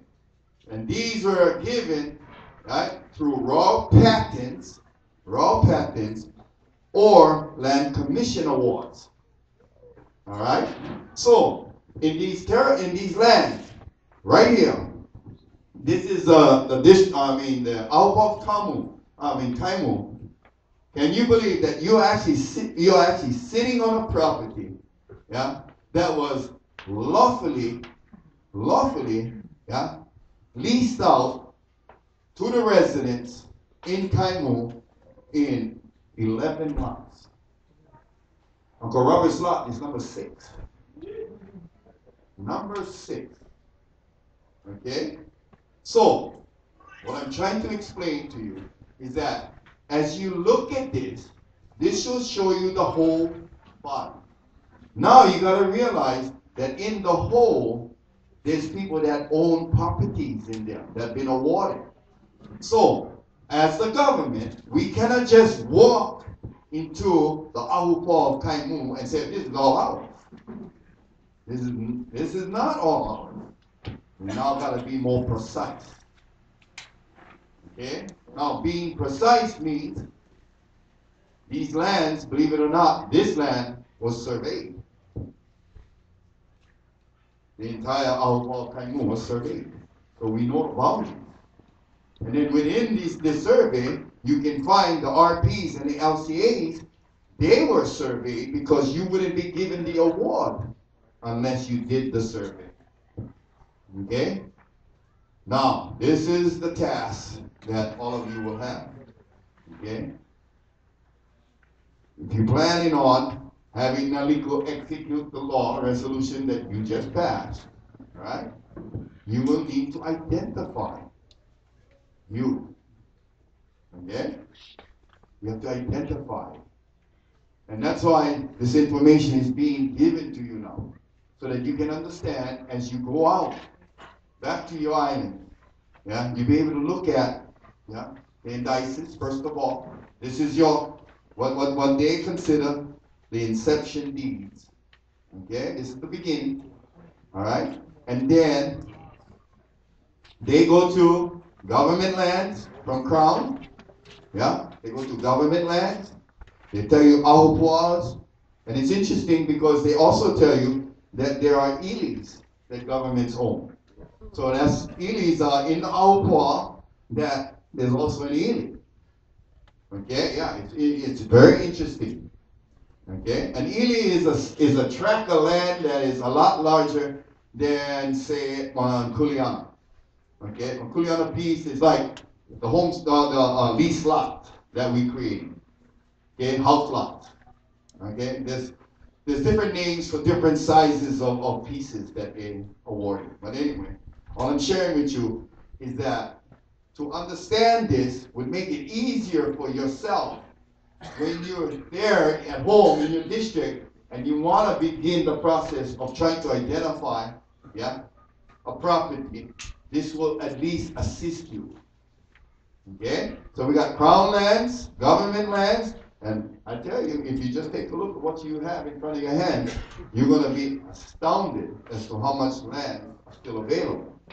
Okay? Now, the next lands that there is, okay, and basically these lands were in Oahu. All of Oahu, pretty much. And of course, Lahaina had one fort land in Lahaina. Okay? And these are called fort lands. And it's interesting because the fort lands are all listed as ilis. Okay, and as I mentioned, ilis are bigger than the Kuleana house lots that were being awarded, land lots. You know, basically those lots are like 7,000 square feet to maybe 2 or 3 acres. They were the normal sizes that was issued back to the people. Okay, so when you look at that, you got fort lands on Oahu. Thomas Square, right? We go there. Again, we hold our convenings. That's what that gave me the decision to really pursue. It's time that we start doing what they're doing to us, and that is it's time to start removing them off of our property instead of the opposite way around. You know what I mean? Okay? The next one is quiet. Okay, lands agreed upon by the Mahele, belonging to the chiefs, the leads, but commutated back to the government. Okay, what does commutation mean? That you're giving back value, okay, to acquire in return value. All right. So when the chiefs were given these lands, and there was some of them had a heck of a lot of land. All right. They had to either pay the government the amount of money that those lands were worth to retain the land that they were going to possess, or they could take lands that they were already given and give it back to the government. Give it to the government for the purpose of the government having land. Okay, so these are the lands that they're talking about. All right, so you have another sheet, a couple of pages in there. Okay, and then there's lands that declared, certain lands declared crown lands. Okay, unawarded lands. So basically, the indices, that sector that you have there, okay, is to assist you in identifying in your district where you live what lands possibly belong to your government or your crown. Now, lands were actually sold by the government. So that makes it even a lot more trickier. Okay? Lands were sold by the government. So,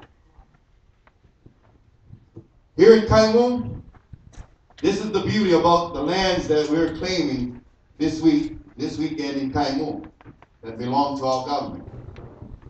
And these are lands that were newly formed back, I believe, in 1988.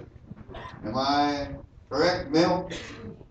Lava Flow, 1988. Okay? And you're looking at it. You see this lava flow one? Right here? See that road that you were parked on or you traveled on? That road went right past the property, went all the way out to Kalapana. Okay? These lands are new lands. These lands belong to us. That came from our ancestors. Okay? So, it was I think a no-brainer, that the first piece of property that we should take, that I believe we would have the best position to defend, would be new lands. Okay? That belongs to us. Right? Okay? Now, how else should we proceed? How else should we proceed? Okay? Something interesting have occurred on Maui. Okay? And I tell you, if you understand how the state of Hawaii, the county government of Hawaii, and the U.S. federal government in Hawaii are able to maintain property that they don't rightfully own, it's because they've set up a law system that you cannot even challenge the ownership. You can't. Because they got a law already passed giving them immunity from you stating that they own the land. Okay? And we've been actually placed into that position as a government because we cannot sue in their courtrooms, because the moment you challenge ownership is the moment that they pop that law on you right in their courtroom. And it's a sovereign immunity clause.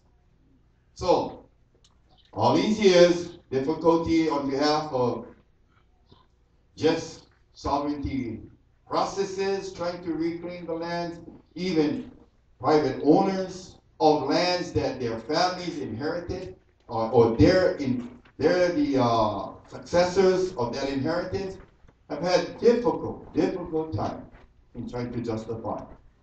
Well, something happened. Almost 2 years now. 2 years ago. Man, it took that long to come to this point for us to execute. Because I told you, you gotta be able to prepare your position to when you make the move, you're able to repel and sustain what you do. Okay? So, 2 years ago, good old Foreign Minister, Mr. Armitage, decides to go and take a piece of land under our government, okay? Because our government owned that piece of land, and sure enough, what happens is the owner, A and B, okay, came in, argued that that's their land, and our Minister of Foreign Affairs demanded that they provide proper legal title, lawful title to that property. And they could not provide a lawful title. Till this day, they have not provided a lawful title, which meant that we have been, right, moving forward as the government, right, who own the property, now establishing, our claims to the property. But I can tell you, we had to do one title search, okay, to make sure that that's the property that we should be on, okay. We had to, again, make sure that we would be able to repel law enforcement, police department, state DLNR, okay, to have them step back. So as 2 years went by, we really accumulated a lot of knowledge, in how our government should move forward to now claim what is rightfully that belongs to our government. Okay? So, it came down to understanding what should our government claim? Where should our government claim? Okay? So, two properties right now, I believe that we have a very strong position on would be right here, new lands that were just created. And the second one would be, yeah, that lands that a private corporation had leased out from the kingdom. Expiration was, you're talking 1908. The kingdom not there, they continue to possess or use the land, and nobody questioned it. So, that's opened a door for us, you know, that we should search for lands that are in that situation. So, this is what's in your folder again.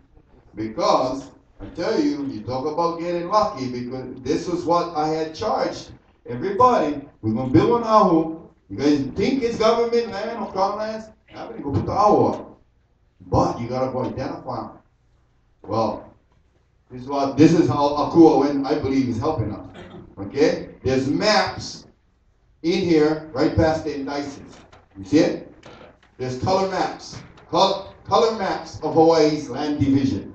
Right in that folder for you guys to take a look at. Okay? Take a look. You can go to Kauai. Yellow is crown, green is government. Okay? So you at least have a picture of what's available. Where is it located? Okay? Maui, Molokai, Lanai. The guy just bought Lanai. I don't know what he bought. I'm looking at this. It didn't build by too much. Okay? Hawaii, where we at? Take a good look. Okay? Now, if you look at the map, right, and you go back to the indices, you can start matching those things up. Okay? The next map that I gave you, obviously, was, it's a scaled down map, and it shows you the districts at least, and some of the outlaws. Okay? And that's of Kauai, Oahu, Maui, Molokai, Lanai. Okay? And really, what I see here is we're capable of providing you information to make it easier for your mission coming up. Okay? The next information in there can take you right to some of the lands. It'll tell you right there. Crown lands, island of Hawaii. Take a look. Pu'uvava, 40,000 acres. Hale'ohio, 1,000 acres. Honolulu, 6,000 acres. I mean, it goes on and on. Waikea, 95,000 acres. Okay? Now, these lands in this text have been surveyed. Majority of them have been surveyed. So, we're going to be able to at least probably identify where that piece is and why we own it. Okay? Now, the next page, as you can see, Mr. Foreign Affairs in the back, I do have a board. It's a color board in the back. There you go. Okay? I believe I presented this to you guys in January at the Manukau Kanawai. And yeah, it's a basic, it's a basic site plan. Okay? It's a basic site plan. That's what you guys can take a look at. Obviously, when you look at something like this, it takes X amount of acreage. So if you're planning, to execute something like this, all right, this is some of the things that you will be required of. One, I would like to say that there has been two laws that have been passed, that totally support what we're about to do. Okay? And that was last year in July 2011, Act 195 was passed. Hawaii State Legislature. And I think Representative Luca, yeah, had mentioned earlier about Act 195 being the only state law recognizing Maoli. Kanaka Maoli. Recognizing. Okay? If you read into that same law, yeah, it also mentions that the state law incorporates the United Nations Declaration on the Rights of Indigenous Peoples. Okay? I know people got certain positions on the indigenous and aboriginals, whatever. This is what I see. Okay? I see the fact that laws, when you interpret laws, you extract from that law and you utilize a portion of that law to support your position. And in that law, okay, what you have is a very specific and clear article. As I keep looking, I will keep telling you about the article until I find it. Okay? In that article, this is what it says. Article 26 states, 1. Indigenous peoples have the right to the land, territory, and resources which they have traditionally owned, occupied, or otherwise used or acquired. Okay?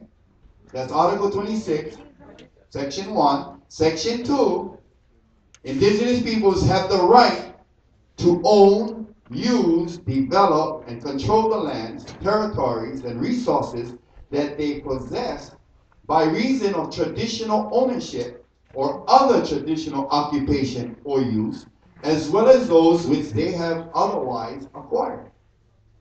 And then, of course, Section 3, states shall give legal recognition and protection to these lands, territories, and resources. Such recognition shall be conducted with due respect to the customs, traditions, and land tenure system of the indigenous peoples concerned. Okay? Now, when you read that law, what it's saying is, we, the Maori people, yeah, of Hawaii, have the right to go back and claim what rightfully belongs to us. This is the difference that I see between other indigenous peoples throughout the world from us.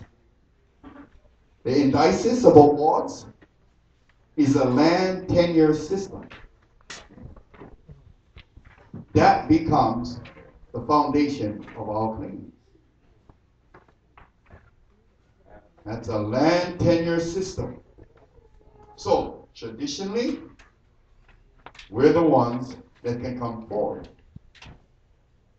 Okay? So, Act 195, Statement of Recognition, is what it says. The Native Hawaiian people are hereby recognized as the only indigenous, aboriginal, Maoli people of Hawaii. So, I'd like to extend congratulations to the state of Hawaii, to the United Nations, to assisting us after 12 years or 11 years of trying to resolve this missing piece, to us in assisting us in helping to defend our position as we claim our land under the land tenure system. Okay? I mean, when you're going to do actions, expect consequences. Okay? We do an action to take, trust me, the guy who thinks they own it will show up and try to tell you they own it. Guess what? This is where we are today.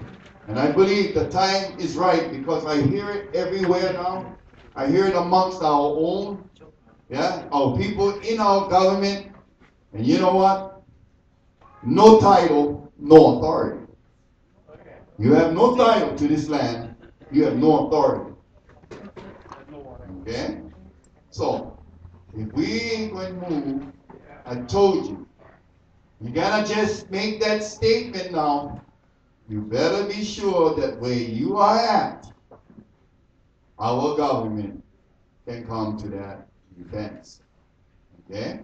And I think we made it a heck of a lot easier than having all of you, because I remember maybe a year and a half ago when I started to talk to you guys, listen, you gotta go identify the lands that you own.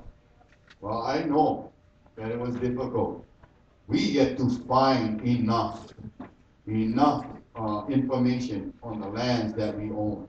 I mean, I want you guys to acknowledge, yeah, there were more than 3 individuals I know that have been doing this type of work, and that was Uncle Luca, Brother Kaika, Jason, and Jeanette, that they spent a lot of time, yeah, researching documents, information, so that we, our government, will be able to have possessed, so that we can take the next steps forward. Okay? So what's happening this weekend? I can tell you that I've seen some surprises on some legislators' faces, and that was, what are we doing? We're actually exercising, yeah, 12-0084 this weekend. Yeah? Where? Here in Kaimu, Kalapana. If you want to take a look, we got a sign posted there. If you didn't understand what that says, it's right here by the pear tree, and one here. Okay, if you didn't understand what that was about, it's about tomorrow, us planting those signs across the street, yeah, and beginning the process of reclaiming the lands that belong to our country.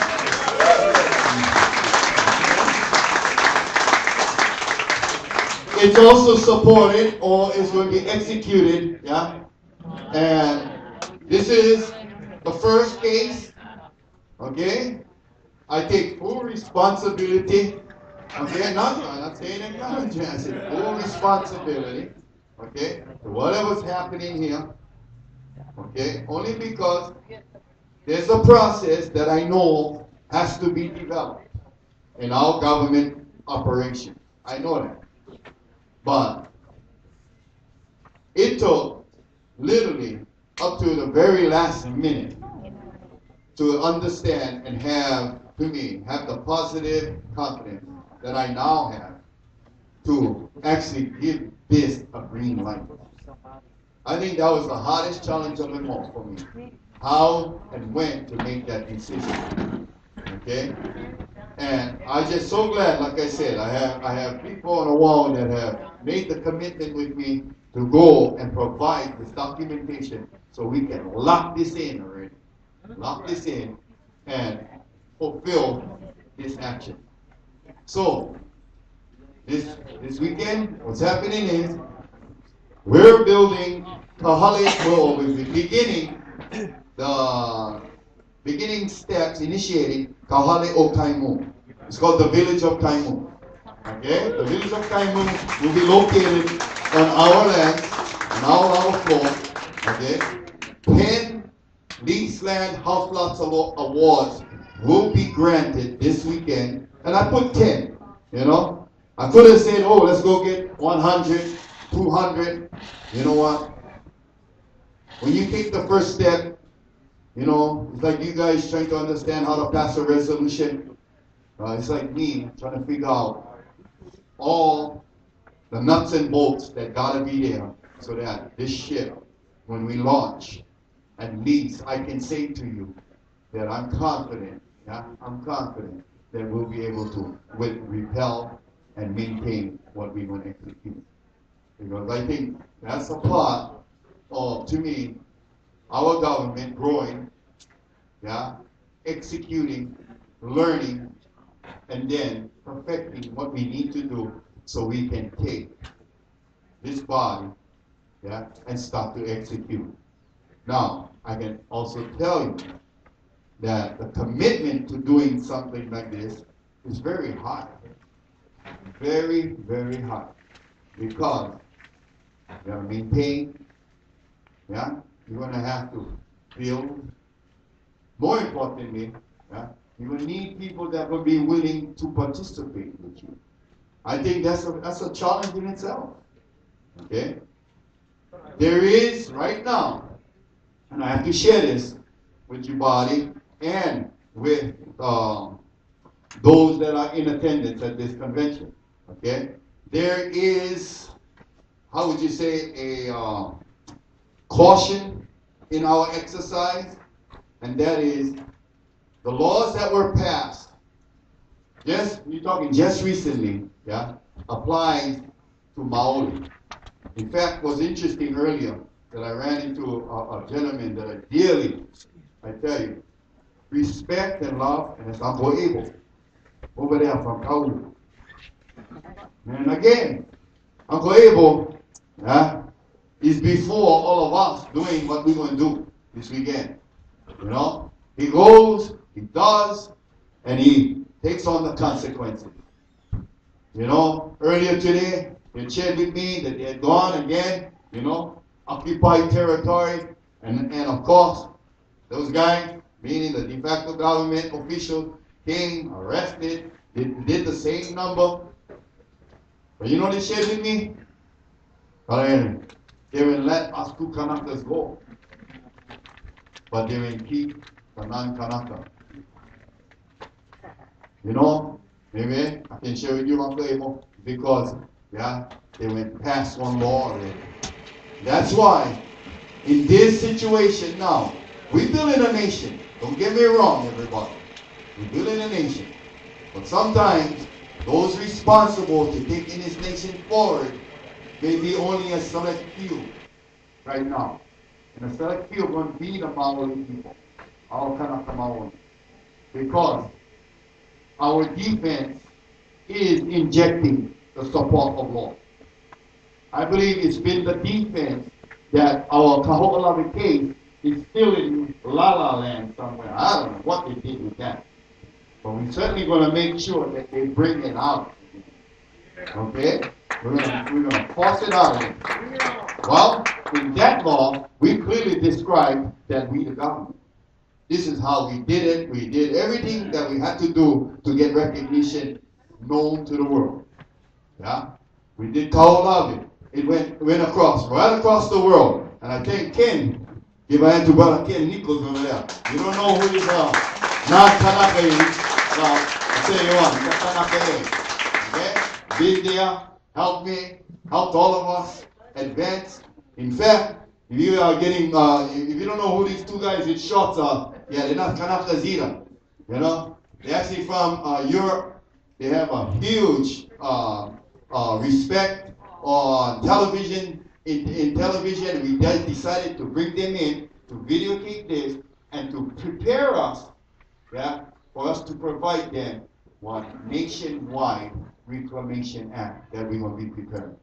And I'm looking at, hopefully, within the next 2-3 months, to get that done so we can provide all that information that way, yeah, get it ready, so we can let the world know and we can have that support we've been seeking.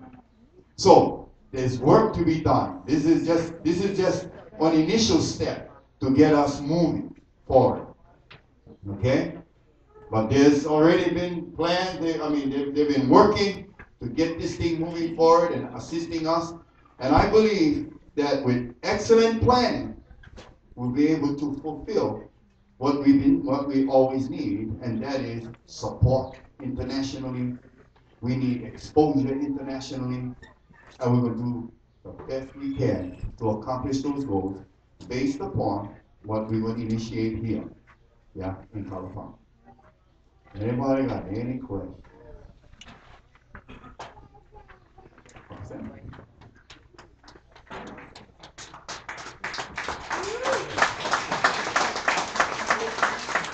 Kalaleki Noble, Moku Punio Keawe, Mr. Prime Minister, as we speak, there is a representative in California that's standing by who has had recognition by 37 countries.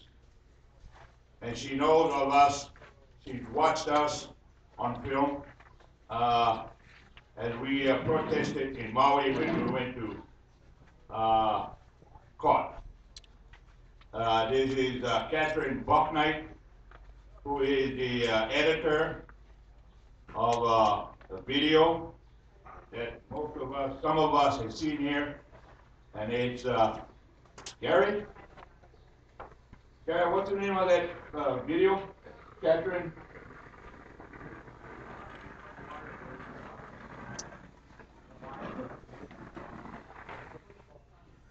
Hawaii, a voice of sovereignty, and it depicts us. This government, when we were protesting, going up to court, and it's all over the world. And she's standing by right now. She wanted to do what you call it, you know, from Skype with all of us. And I told her, I said, I don't have that authority, but the situation presented itself where I could speak of it now because of what you just presented.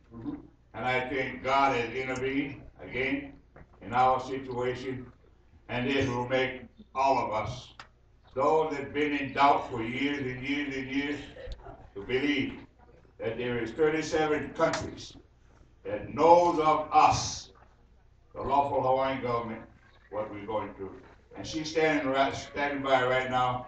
All I gotta do is give her a call. We can set up a Skype. That sounds wonderful, Uncle Sam. Let's, we normally have time after we do our convention, get it all set down, so we can have, people, you be given 3 minutes to share, and then if we get down to where we can bring that up, certainly, okay? But this is where we at right now, okay? And that is a process, okay? A process in how we're gonna go and move forward, all right? This is some preliminary work that have been done, okay? And I have the information that I can give and pass out. I just have to be able to isolate some of the things. Yeah, I know. So,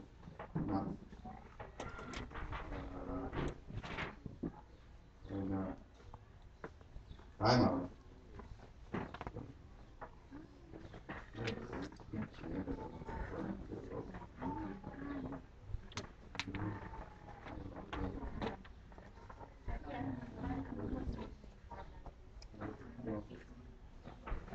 Anyway, what I had, oh, I had it right here, was some of the steps that we should do.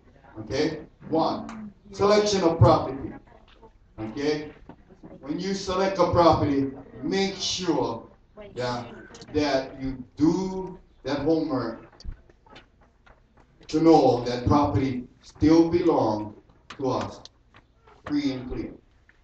Okay, free and clear. All right. Now, we've gotten a lot better in identifying property. So, again, we're giving you guys this support. When you go back home to your district, your island, okay, and you identify. One of them right now that we have been able to properly identify, has been Papa'a on Kauai. 2,000 acres. We know the boundaries. We know that our government, there's third parties there, but these are not third parties with proper deeds. So negotiations or discussions will occur, but we've identified it properly. Okay? And that's one of the properties right now is high on the list. Okay? Because of that. All right? Secondly, you need to select something or property that you're able to maintain. Okay? This one, I tell you, this would have been a very tough choice. It would have been if I didn't have Uncle Robert located right here. Because it would have been difficult to send 10 individuals out there to accept their lot. And here in Kalapana, they're a little different people. Yeah? You see what they do to lava? They make lava just flourish. Okay? So when I had sent out the word, I tell you, there was no problem. It was, oh, don't worry. And then we can get 10 people. I went right on. Why? We gotta help them support. We gotta support. Okay? So when you selecting, you gotta look at the same thing. You don't want to go somewhere where you're in a Kuwaitis and you're going to expect others to go with you. Because now the challenge comes down. Yeah? Planning, organizing, setting it up, meaning you need to get your people, yeah, your individuals to support. Okay?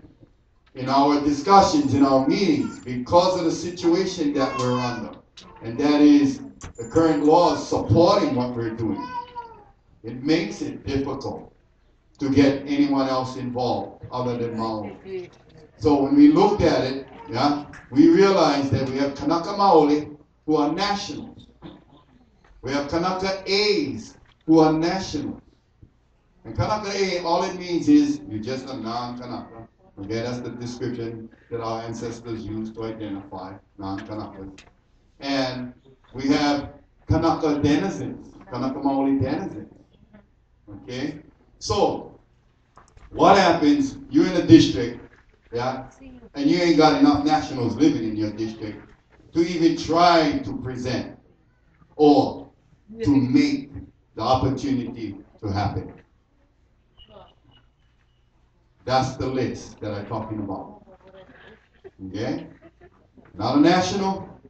You go to the Kanaka Maoli, who's a denizen, who wants to participate, who wants to.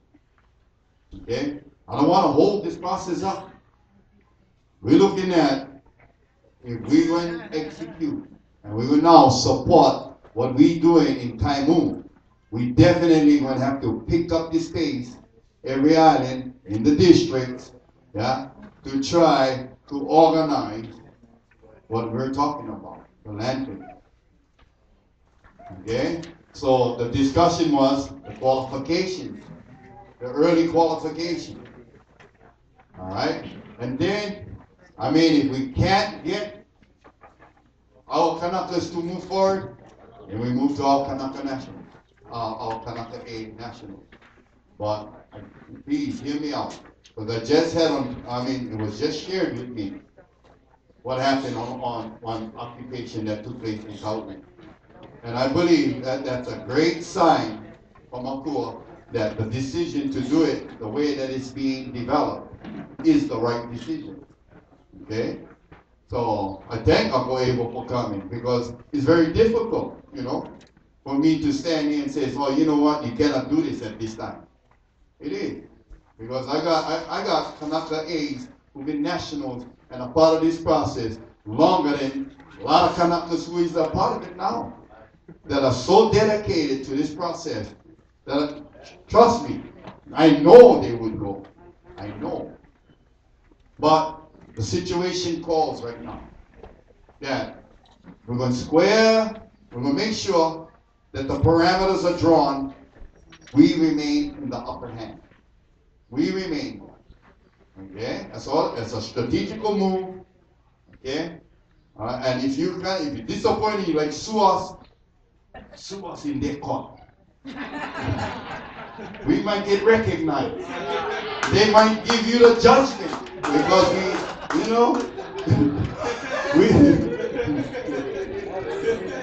we discriminated against you. Alright? Do it, whatever, make them a nice breed. Go get them, go get us. Help us get in there. Anyway, all I say is this, hey, it's all laid out. It's there to make it happen, and it's up to us now. So, if you don't have a tablet, we'll definitely make sure you sign, let us know, sign a list, Mr. Paul, you're responsible.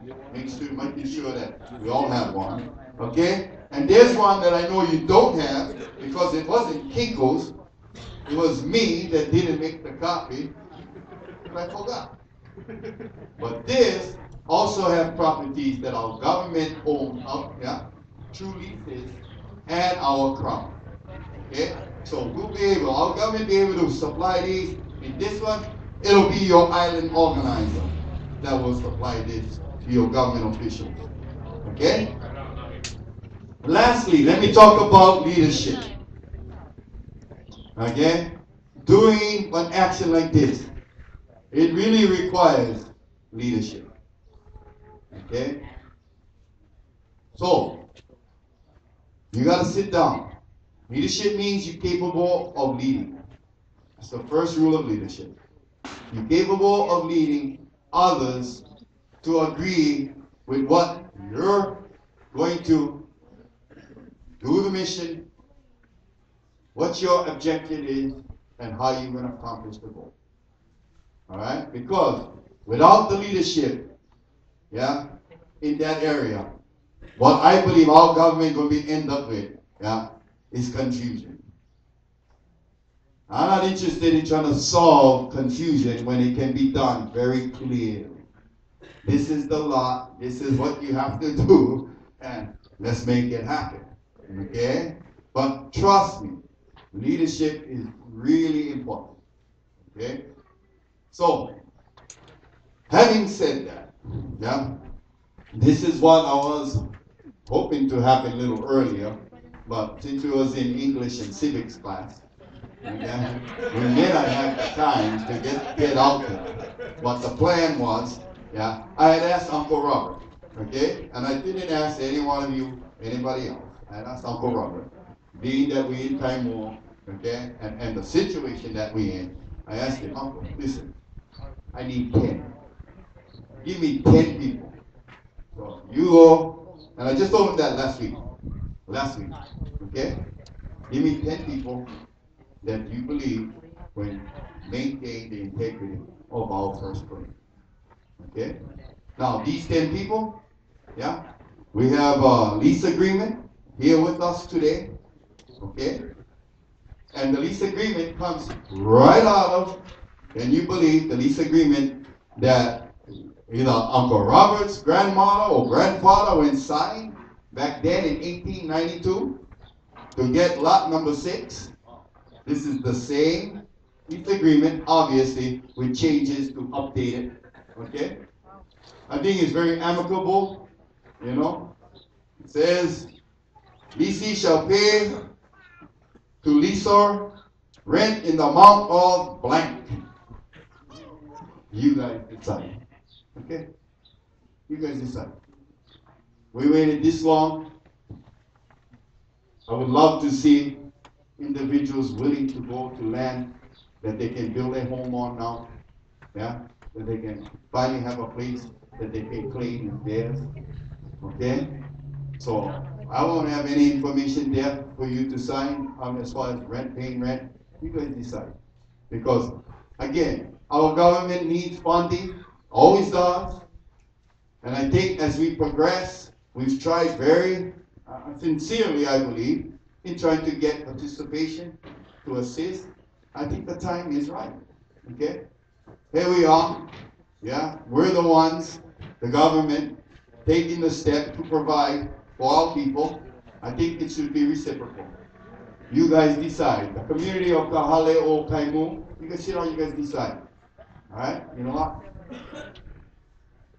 Okay? So, as a leader, please be assured that the ones you select to participate, yeah, with that claim is the ones you know going to stay and maintain that integrity of the claim. So, in the plan today was real simple. If you haven't seen the plot plan, I think our island organizer, Gary Hoffeld, you know, he presented a structure made of a majority of ohia logs, yeah, something very simple on the table.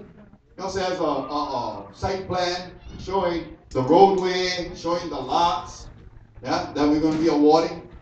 Okay, you can take a look; it's right there, right? And we're hoping that tomorrow morning, and I know that was the one thing I was. People ask me how come I didn't say anything. You know, in reality, I didn't want nobody to know, especially the de facto, because I didn't want to ruin the day for me. that I cannot go and finish what I started because we cannot go on the other side of the road. So I decided, you know what? I know they can accomplish this within a week's time. I'll give them a week. We'll all come to the Manukau, learn about how we're going to execute on our island when you go back home into our district, how we're going to execute it, yeah, and finish what we start. So I don't see anybody complaining out there or trying to stop us from doing it. What I do see right now is an opportunity, okay, for us to implement the first steps, get it done, okay? So, anybody got any questions? Hello, Kako. And I've been with Henry on the implementation of what we call government approved exercises. And Henry, as our Prime Minister elected, has been our Commander-in-Chief, and the resources at his under his control are very limited. You know, there are in the United States of America census about 500,000 people who claim Kanaka Koko. And right now, in our government, our very humble government, we have only about 300 citizens who have taken the time and the effort to identify themselves fully.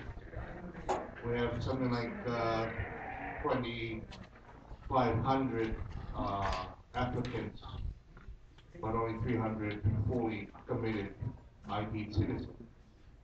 Now, if Henry, as our elected Prime Minister, had the resources of 500,000 Hawaiians, his effort would be a slam dunk. We have done so much with so little over the 14 years under his direction. My hat's off to you, brother.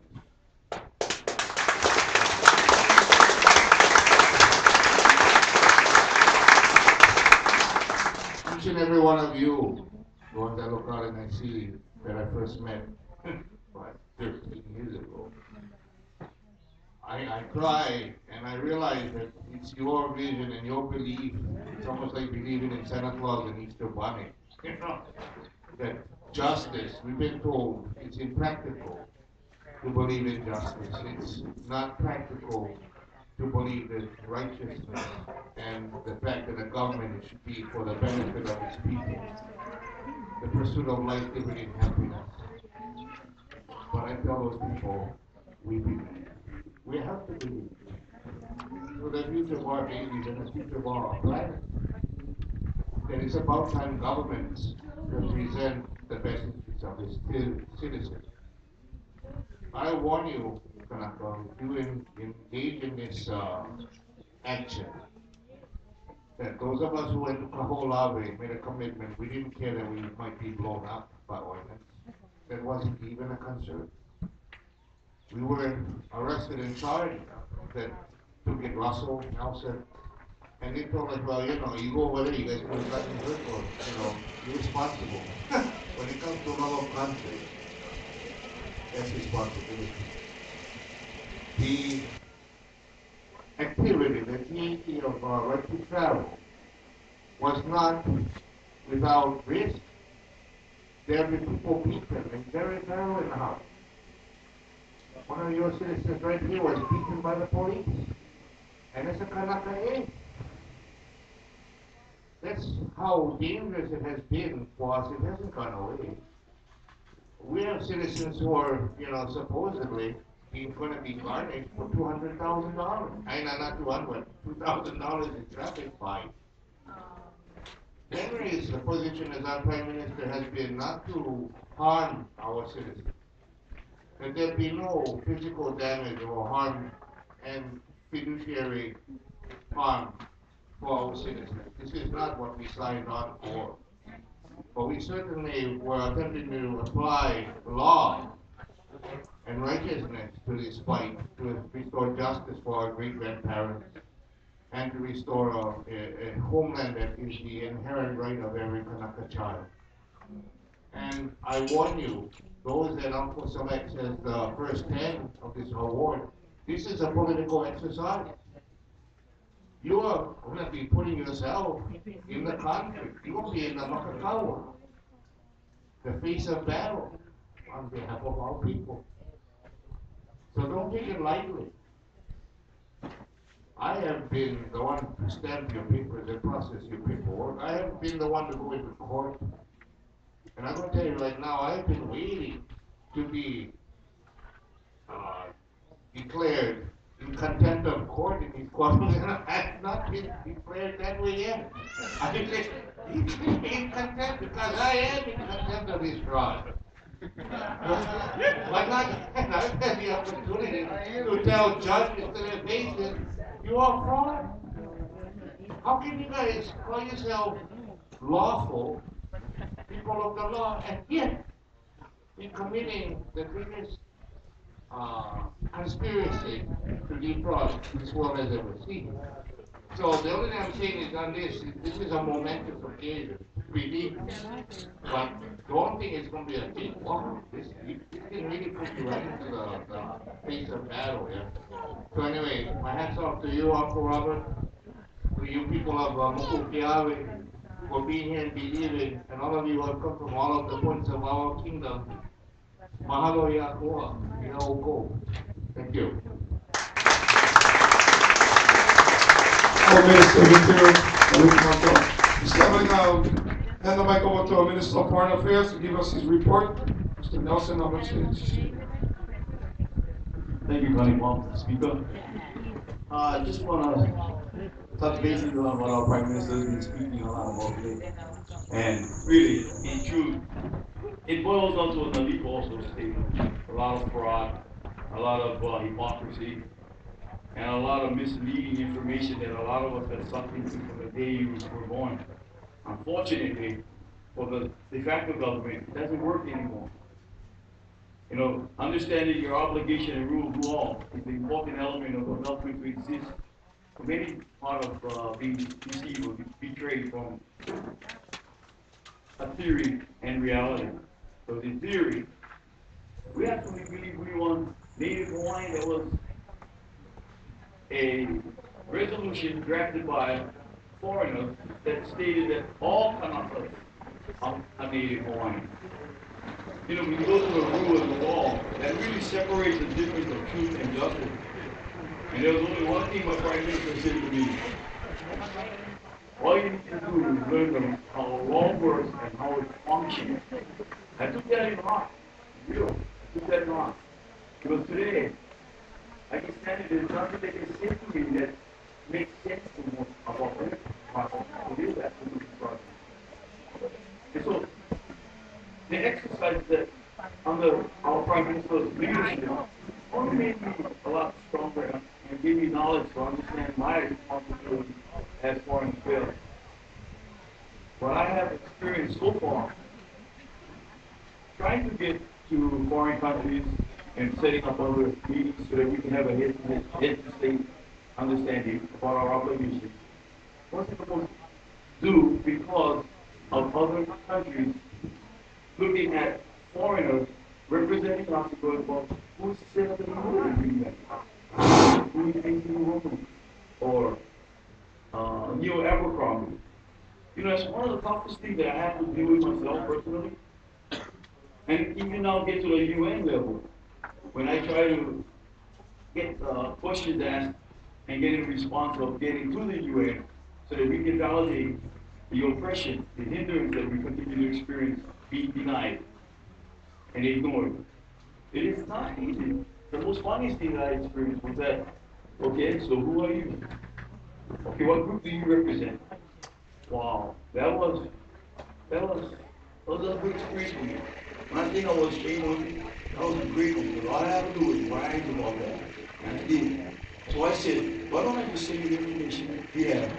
And if you think that we are properly responding, 20 minutes later, 2:30 in the morning, I get a call back from the United Nations at The Hague, apologizing, telling me that I'm sorry, I understand your political authority. Now what can I do? What do you want to do? I skip across the wall. Go back sleep. Late. This thing I did, I told my Prime Minister to let him know that wow, it worked. It does work. All hard work will be shared together. All it was come this life we all have to rise above. And I thank God for all the good things. And now we talk about new land resolution, right here. The real new land resolution, right? I'm not making a big level about the legislature. This is a real new land resolution out there. So with all respect, I'm excited. You guys, I don't know about you guys, but I'm always. I guess that's why you call them Hawaii. But happening, you know. And I'm excited because of our leadership. I'm excited because how we all operate and manifest this whole thing together. I'm excited of learning and growing. I'm excited, guys. I'm so excited. I feel like I'm 21 years old. I wish I was, but I'm excited because we're happening and we're going to move forward.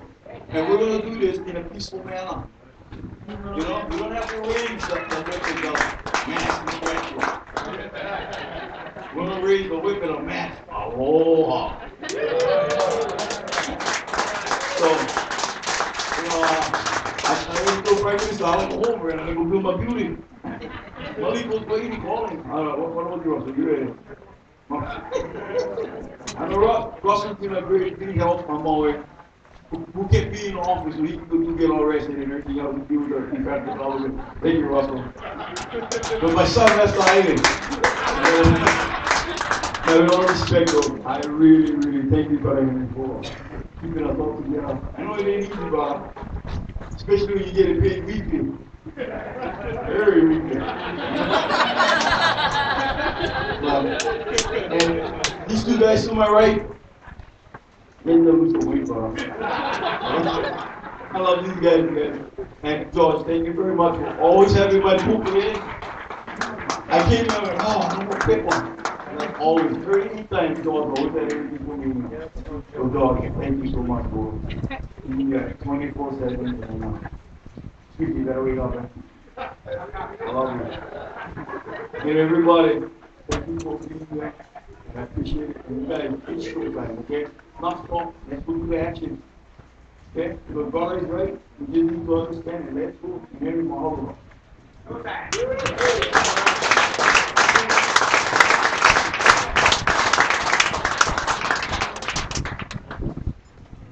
Oh, I get choked up when I think about financial situation. Quite unified and all that.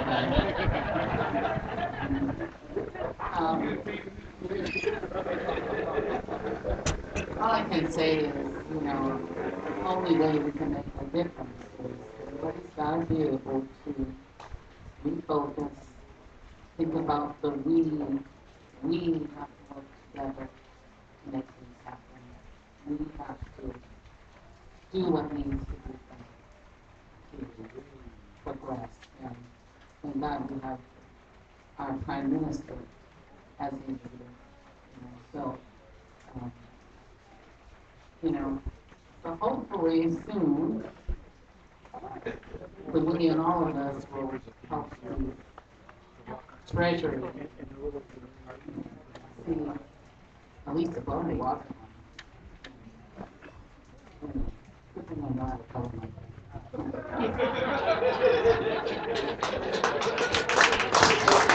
All right. Well, I guess we're coming to an end for today, but I have a question. I know our Prime Minister wanted to do a ceremony tomorrow. I wanted to find out how many of you, let me just hand your mic over to you. You know, I guess that was one of the errors that I may have made it, and that was I didn't anticipate that we were going to take this long, okay, as far as finishing what work we have to do as a body of government. And I was hoping today, that we would be able to sign on our PCs and then take it over, get our opening ceremony, our pule, okay, and then of course go over and make the first stakes and claims, okay. But because of our time restriction, and I personally haven't been able to speak with any of the lessees, we're going to be planning this, at least the ceremonial part and the awarding part tomorrow. I spoke to Uncle Robert about it, and in the event that we don't have the time to finish, then we'll do it tomorrow. So, I know and I know airline flights had to be made to get you back home, okay? So, for those of you who can make it, all right, please. Tomorrow, I believe, I'm really not sure. They're making breakfast. 9 o'clock breakfast, is that what it is? Brunch. 9 o'clock is brunch. I believe we've always done that, and every of our convening. In the event we have to take it another day, okay? Well, 9 o'clock is brunch. Right after brunch, yeah, we'll gather here, say our pulley, get our leases to do their signing in front of all of us, yeah, and sign on, and then we'll have a opening ceremony there, okay, and then, of course, go out to the lots, do a blessing on our lot, and begin the actual claim of our new land here in Kalapana. Okay? So that's what's set on our agenda for tomorrow. Other than that, I just want to share with you guys, okay, the action is starting this week, which means, yeah, we got to get our other islands, yeah, to go back, to take a look into your district, try to see if you're able to properly identify lands that belong to our government, okay, and start to formulate a simple report to be sent through our Minister of Interior, who will then let me, he'll forward the information to me so we can start compositing that list, and at the same time, obviously, providing the support that you need, okay, to move forward. Another thing is, okay, like I said, a part of this event was being assisted, okay, in making this a worldwide, what do you call, exposure. And I do, like I said, I do have these two individuals here. They're from England, and they're both a part of Venice Spa, okay, and they've been very successful in their documentaries. Okay, they're online. You want to go check them out on the website, YouTube, Facebook. Okay, very professional in their work, and they've actually offered and volunteered to assist us. Okay, and they're here, yeah, because of the great work, as I said, Mr. Nicholas here has executed all along that he's been a part of what we're doing, believing what we're doing. So we're trying to get this thing to the next level, and the only way that I feel we're going to get to that next level, yeah, is to put action in front of you so that you can witness, you can see that we've actually now taken that step to really push our envelope and do our thing. And I thank every one of you, all of you who provided any type of help here for making this Manukau Kanawai a success. Our kitchen crew, once again, please, round of applause.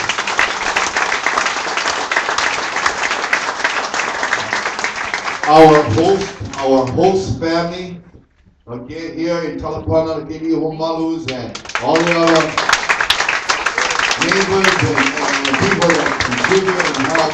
Mahalo from all of us here, from our Lawful Hawaiian Government. And again, mahalo to everyone. Thank you. Okay, did you have a couple that needed to be sworn in? Are they still here or are they not? It's supposed to be right now. Yeah, it's supposed to be right now.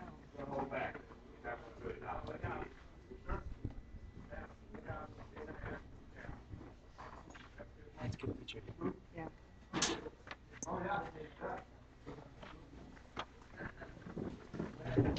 Come up front. You guys have the privilege of sitting in a canoe. Every paddle.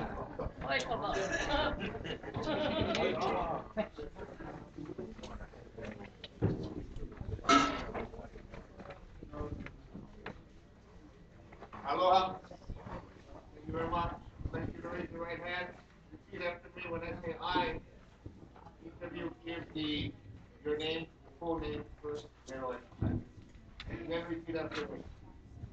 I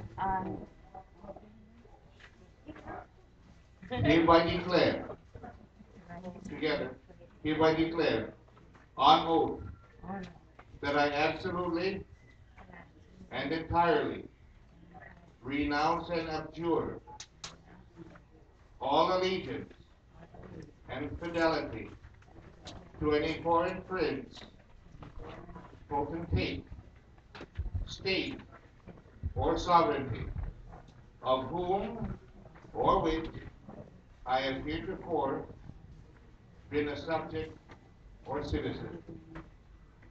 And I now declare that I will support and defend the laws and constitution of the sovereign Hawaiian nation, and that I will bear true faith and allegiance to the lawful Hawaiian government, so help me God.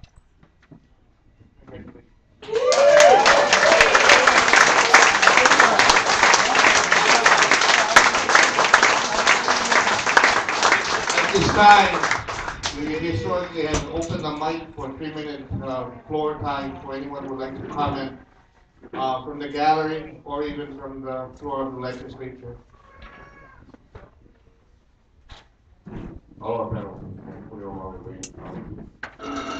Earlier part, you guys were mentioning about needing help to government officials and to ask them to support themselves to their jobs. So let's maybe that time. There you go, my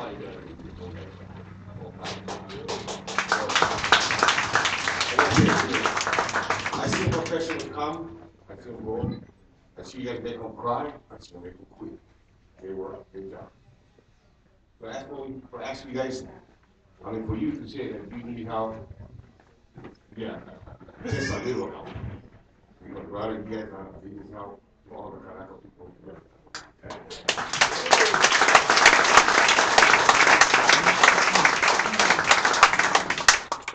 Aloha. I'm known down here in Puna as Castle John because I built this crazy castle just down the road here. And I also started 2 charities several years ago. One was called the Castle Builders Guild, and one was called the Habitat for Hawaii. And the mission statement of these organizations was to help people who could not afford to have homes here in my community. And gather together people I know who are in the construction business and get them to volunteer their time to help these people.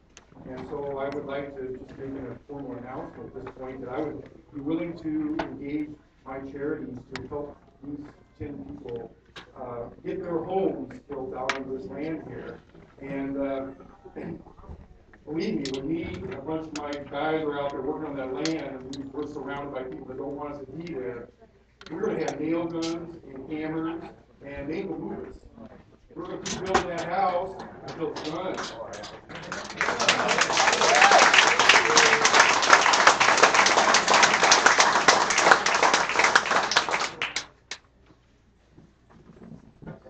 Hello. I guess most of you guys know me. That's better. You guys saw some of our community here last night, showing you some of the things that this community has to offer to the Hawaiian government. And we're kind of interested in what the Hawaiian government has to offer them. But we've got an amazing community here that's done so much for sustainability and positive life change and things like that, and completely supportive of the government. And the next few people that come on are people that I know from the community that have some really important things to say, that they just kind of want to let you guys know what our community has to offer. This is Graham Ellis. Thank you. It's a real honor to be here today. Actually, standing here as the chairman of the Sustainable Communities Alliance, which we formed 2 years ago. We've got over 500 members right now on the island here and throughout the islands. Our work is to research and develop ideas that make sustainable community development practical and possible. And we've also got some legislative initiatives going before the de facto government to try and get changes in building codes and zoning codes that support sustainable development.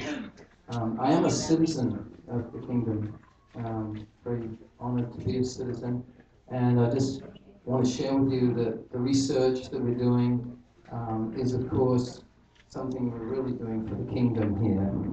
And I'm working closely with Gary and hope to work closely with whoever is responsible for zoning issues and other things like that to include research that we've done on what makes most sense. And I know I'm speaking to the choir here, but in terms of like land use and development, it's got to come back to the village. The village. The village is the center for sane and sensible development. The centralization of power in the past has caused us all to be junkies of the transportation systems. When the Hawaiian villages existed, they had schools, they had all of the health support that people needed, they had all of the services that we needed at a local level. And I hope to see that this kingdom including that in their plans for the future, because that's what supports the Ohanas where they live. That's what builds communities. And in terms of the development out here, you know, the de facto government right now has made homesteading itself illegal. The indigenous traditional way of developing land. Well, I hope that our organization can provide support for homesteading out here in the old traditional way. It's proved itself over generations and will again. In that capacity, we've got a lot of educational materials available in terms of alternative energy and transportation, and look forward to sharing all of that with the responsible ministers and parties in the kingdom. Thank you.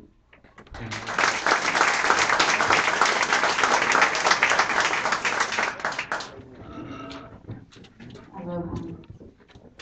I'm going to cheat a little bit. So my name is Dina Smith, and I am very proud to be standing here as one of the newest citizens of the Kingdom of Hawaii. I'm also the mother of 6 children, ranging in age from a 20-year-old son down to twins, who turns 3 at the end of this month. I'm a resident of Belly Acres Artistic Eco Village in Kalapana, where 3 of my children attend school and are learning the circus arts. Besides my mothering career, I'm also a certified health coach, massage therapist, and freelance writer. I have many interests, but I am particularly passionate about health, nutrition, natural parenting, and sustainable living. In fact, I'd like to share a little food for thought with all of you today. Like many newcomers to Hawaii, its natural beauty is what first struck me. Palm trees, sandy beaches, waterfalls, rainbows. I felt so honored to be in such a sacred, majestic place. Once I had been here for a while, I began to learn about the Aina, and I was very impressed at how Native Hawaiians strive to revere, cherish, and protect it. It became evident that Hawaiians understand the symbiotic and mutual relationship of the land. Take care of the Aina, and the Aina will take care of you. So it surprised me greatly when I observed and learned that Native Hawaiians are evidently among the unhealthiest population in the world. They top the charts for diabetes, cancer, and heart disease. I also discovered that Native Hawaiians commonly suffer from alcohol, drugs, and emotional abuse. I'm stunned. How was it with these beautiful people living in such a beautiful place, who suffering so much? These afflictions all seem to be surface issues, a more recent tribulation. I could sense that Hawaiians had a deeper history, one of strong family values, moral convictions, and helpful ideals. What happened in their history would apparently cause so much pain and anguish. What happened to their culture and heritage of vibrant and health? I began to hear rumors and stories of a hidden history, one that Americans apparently weren't supposed to know about, one that involved extortion, coercion, and heinous acts by American businessmen and the U.S. military. It was an altered history that told the story of how Native Hawaiians had been robbed of their land, their homes, and their rightful heritage. Hawaiians had actually been seized, exploited, and its people forcefully indoctrinated into American beliefs and culture. One which also included new food facts, such as chips, soda, and of course, the current official food of Hawaii, spam. I was shocked and ashamed to be an American, but my heart immediately opened to this beautiful place and to helping the mission of reclaiming Hawaii's lawful nation. At that time of my life, I was studying health and nutrition on the mainland. I had lost my mother to breast cancer, and my father was struggling with diabetes and high blood pressure. I wanted a different future for myself and for my children. I wanted to make a difference in the world by helping change the trajectory of others' lives to a healthier, happier existence. I wanted to teach others to thrive, not just survive. One of the most important things that I learned in my studies is that overall health and risk of degenerative diseases are linked to dietary practices, and that nearly 70% of all disease in the U.S. is diet-related. According to recent statistics, the two top fatal diseases that Americans face are cancer and heart disease. Native Americans between the ages of 36 to 65 are nearly 1.5 times more likely to experience heart disease than any other racial group, and they also have the highest rate of deaths due to cancer. So why aren't we outraged by this? I think we all know the answer to that. There's too much money being made on food. Marketing distracts us, chemicalized food sedates us, and ultimately we become addicted to our comfort foods.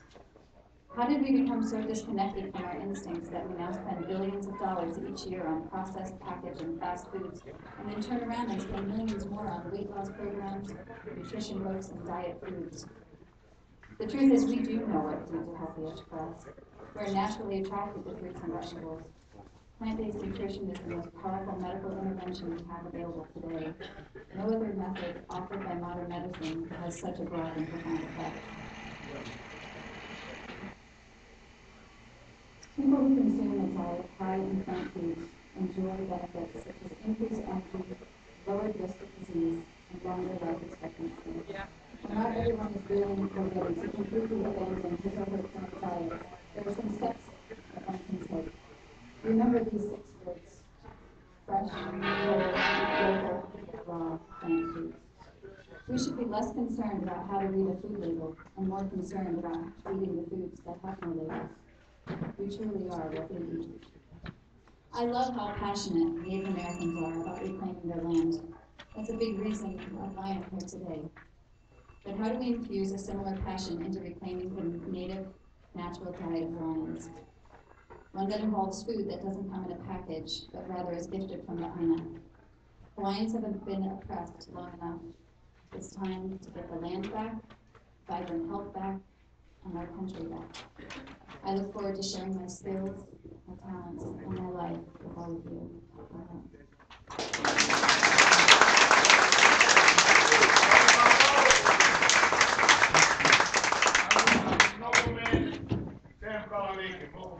Keawe. These documents, not free. That food we partake or participated in or ate is not free.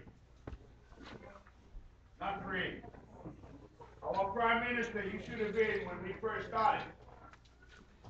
To be a registrar, $300. $300. Then it went down to $200. And now it's $20. People still can't even make that $20. I'm going to be direct. It takes money to run a government. And we've done so much with so little. We gotta knock off the BS. Money talks, BS walks. All the efforts, all the legislation, they want to give it free trip over here. They have to pay for their own. For what? For you. For you to be free. To be free. Away from suppression. And I thank our Prime Minister and his wife and his children. Please stand. Please stand.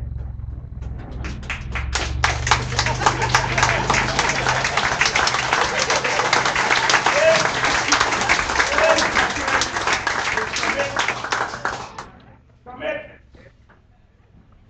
And I want each and every one of you to be committed. Don't stand on the line like this. Part American, part Hawaiian. Either be all American or all Hawaiian. That's the only way we're going to do it.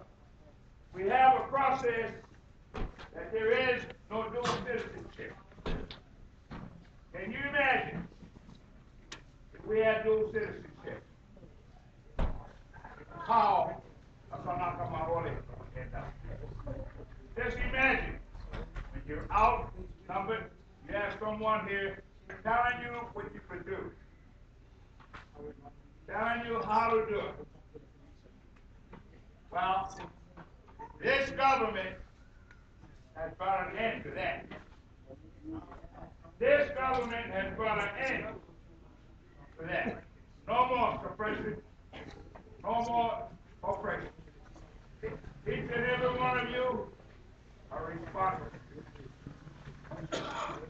Ask not what your country can do for you, but what you can do for your country.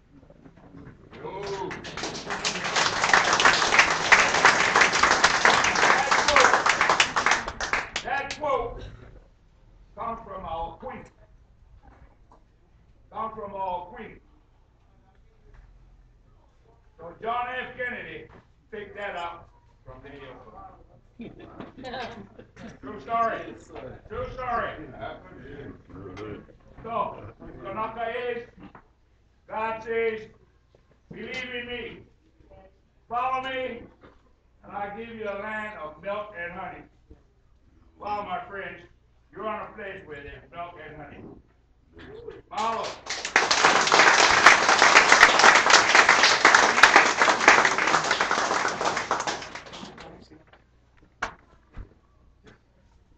Am I supposed to talk? You got 3 minutes. I got the timer here. You guys been doing good so far, so have a come up. I'm gonna tell 3 minutes. I'll keep it within 3 minutes. First time I met Uncle Sam, maybe 10, 15 years ago, and he gave me the commitment speech. So he says they need to dig a hole and bury a whole bunch of pork butt for fundraising. So I said, I'll show you commitment. So I got 3 shovels, and I woke up my 3 sons at 6 o'clock in the morning, and I brought them there, and I dropped them off, and I told Sam, I'll pick them up later, but I forgot. And I got home, and my wife says, where's the baby? And I said, we're in good hands, you know, digging the hole. That's true story, Sam, yeah? I guess revenue, Sam talked about food, you know, food costs money, revenue, and the concept that you could go to Waipio Valley and make, you know, the world's best koi, or you can go to a store here and buy the exact same koi is a fine concept, but how it doesn't benefit the Hawaiians. I'm married to a Hawaiian, I have 6 Hawaiian kids, educated them all, they're all going to school. And I'm going to introduce one of them to you in about 30 seconds. But the farmer, the farm gate, because Sam told me he had a dream once, scared the shit out of me. He says, I was standing on a stage, there was 100,000 people, it was just you and me. And I said, everybody, mind your own business, number 1. Know where you are geographically speaking, number 2. And number 3, stay home. So if we're all staying home and we're all being sustainable, then we're attaining what we feel is the right thing to do. And in the words of Dr. George Mills, it's an interreaction of all things of nature, man included. And that was his definition of aloha. I've been honored to live here for 26 years. I only have about 3 parking or 3 traffic citations. I think I'll be able to get out of one of them. But right now I'd like to introduce my son Patrick Marks for the simple reason that he just graduated with a 3.8 computer science degree. He's an absolute genius. And when Intel said to him, "You're hired," he said, "Why would I work in a basement 3 stories down in Arizona?" Because he's been to Arizona. And they said, "We'll give you 95,000 reasons." And he says, "I'm staying home and helping my dad's business."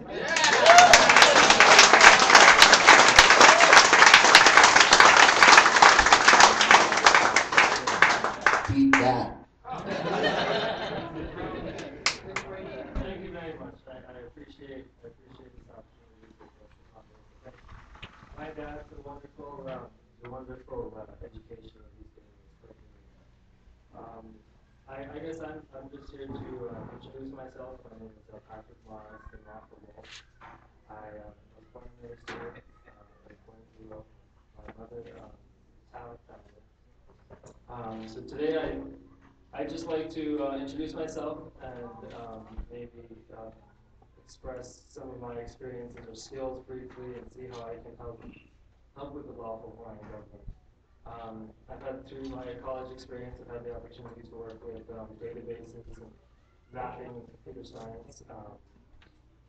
Things like I'm working with Microsoft to develop speech recognition for the Hawaiian language.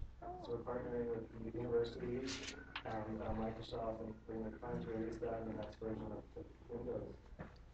But I just see all of this coming together, and it's very, very nice. And I feel that my skills could definitely benefit. And I'm excited to work with the Lawful Hawaiian Government. Thank you.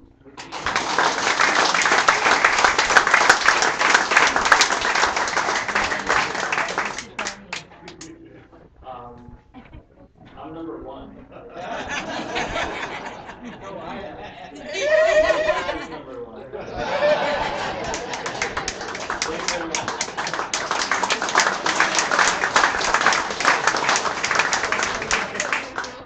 Aloha kako. My name is Roselle Bailey, and for some of you who've been here in the beginning, you know my name, and those who haven't been here in the beginning, you don't know my name, but now you do.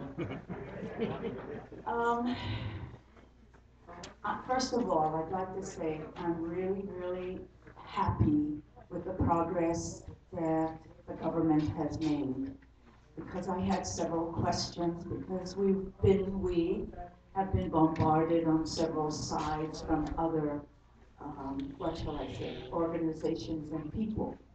And I needed to know where we stood, and I have found out. Thank you very much for the good work.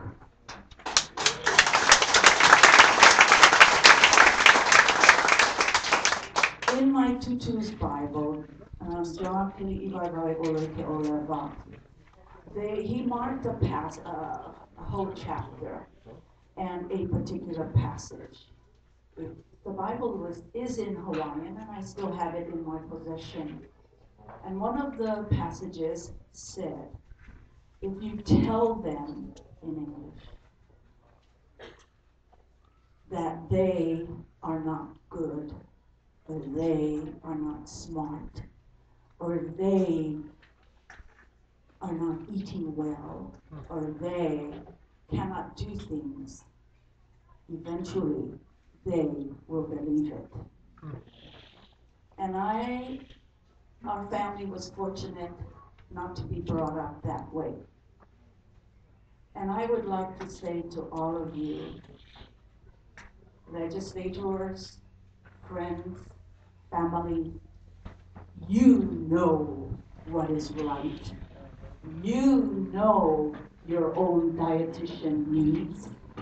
You know you have to follow our Prime Minister's lead in the law to regain our independence and to stand tall upon the rules and regulations, concepts and precepts of our ancestors.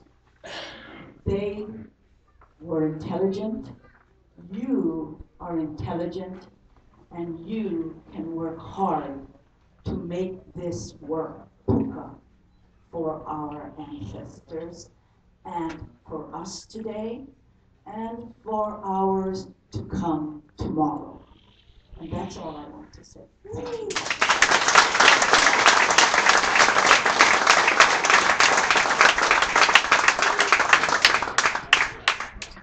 Aloha. My name is George, and it's a privilege for me to be here at this moment. And it's also a privilege that I heard Uncle Robert call me brother several times. And that to me makes me feel very honored, because in the eyes of God, we are all indeed brothers and sisters. We share the same beautiful space and we breathe the same sweet air. The de facto so-called government of Hawaii, who are professional liars and thieves, do not want to see a community where this sort of unity is part of the word that extends far beyond the lines that divide us from race, gender, ethnicity, or age. We are all one, and we need to be reminded of that and to find the unity within that community. My wife and I are about to celebrate our 35th wedding anniversary together. She's over there taking a picture at the moment. For over 30 years of that time, we have been living in Hawaii, which we consider our home. Here is where our children were raised, and one day we look forward to our ohana of our children and even our grandchildren being here with us as well. A government of and by the people does not mean creating a colony mentality or feeling like we live in a reservation where other people dictate to the community what is proper, right, and legal, lawful, and whatever terminology they learn to use. Why is it that we feel at home here in Kalapana, but when we look at the policies and face of the so-called state of Hawaii, we see big money and foreign investments with no roots of respect for the people of these islands? These matters have been eloquently discussed in detail during this meeting, and we don't need for me to talk any more about it. I would only like to say that it is a vital part of a community to go past these division lines that separate each other and to look instead at what we have in common. All traditional societies are based on such an understanding. The idea of celebration is important. Recently, we co-organized a festival here which brought 600 people into what we called Flashback to Freedom. It was a full-day event. We had activities for children, for adults, for everybody. And that was a beautiful model of what can be, where you find the common bond, you find what people want, and you respect that. Uncle Robert told me afterwards that the vision for a sustainable community includes a place for the young and the old to play and to have fun together. With these encouraging words, we are again planning another such festival next December, which we might consider a 2-day event. And as part of our extended family, everyone here is, of course, invited to come join with us at that time. And by then, also, we can celebrate the end of this de facto pharaoh and let the people be free and his rule and exploitation be with us no more. Caesar has indeed been paid off with enough taxes and oppression. It's now time to enjoy living together in God's true kingdom of Hawaii.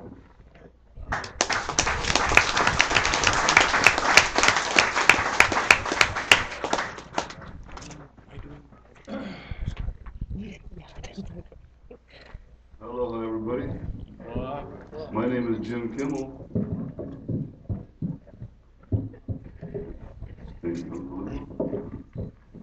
And I'm here to proclaim that the kingdom of God is at hand, meaning a return to that high spiritual concept of Jesus who proclaim that the kingdom is the will of his heavenly Father, dominant and transcendent in the heart of the believer. That which the world needs most to know is men and women are the sons and daughters of God. And through faith they can actually realize and daily experience this ennobling truth. In 1897, June 17th, our Queen filed her official protest with the U.S. government. And in her opening statement, she recognized the will of God. By the will of God, she said, and by the grace of God. Her closing statement, she said, to the almighty ruler of the universe, to him who judgeth righteously, I commit my cause. Now that person I represent to you as the Prince of Peace, the sovereign creator of our universe, the same person the Americans recognized in their Declaration of Independence as their creator, to whom they look for the rectitude of their intentions as the supreme judge of the world. So now we know there was a conflict between the two nations, but the sovereign creator of the universe that she appealed to has ruled in her favor and has helped through his spirit of truth and idealistic beauty within everybody. He enabled the passing of Public Law 103-150, which enabled the Kanakas to bring our government out of exile under law, all relative to the outworking of the will of God. This is what I'm bringing it up. As we sit here, every one of us, sons and daughters of God, we have one quantum unit of the will of God within us. The law of the kingdom of heaven is living love and truth.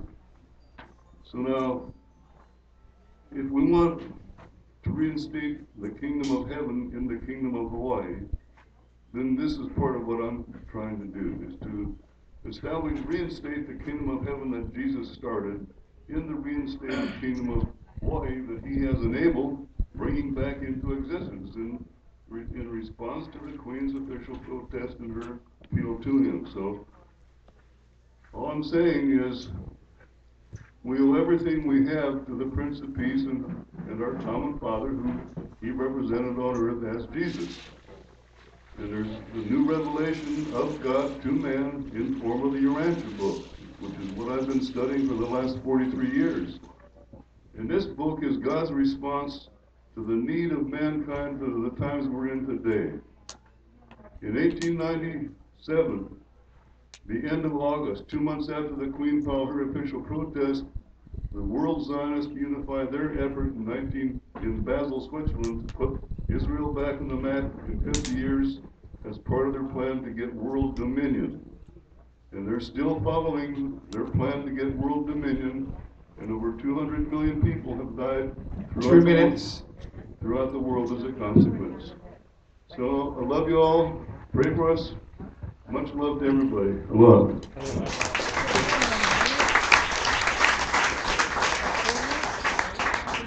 2 minutes and we had 1 minute left. Aloha. As one of the two newest members, really appreciate the opportunity to be here today. I must commend the nobles and representatives. Very professional. Great, very little conflict, and the legislation that you passed today was wonderful. Some powerful things there. I look forward to a great relationship with Lawful Hawaiian Government. There's something that, for those that are on the internet, I encourage you to read what I posted this morning on the official Lawful Hawaiian Government page. And those are the things that I'm very much committed to, and I won't go into those details, but I just want you to know that the things that Sam said about commitment, and that government does take money, that is something that we might be able to bring some benefits there. And I am very committed to see Hawaiians have back their country. I want to thank you.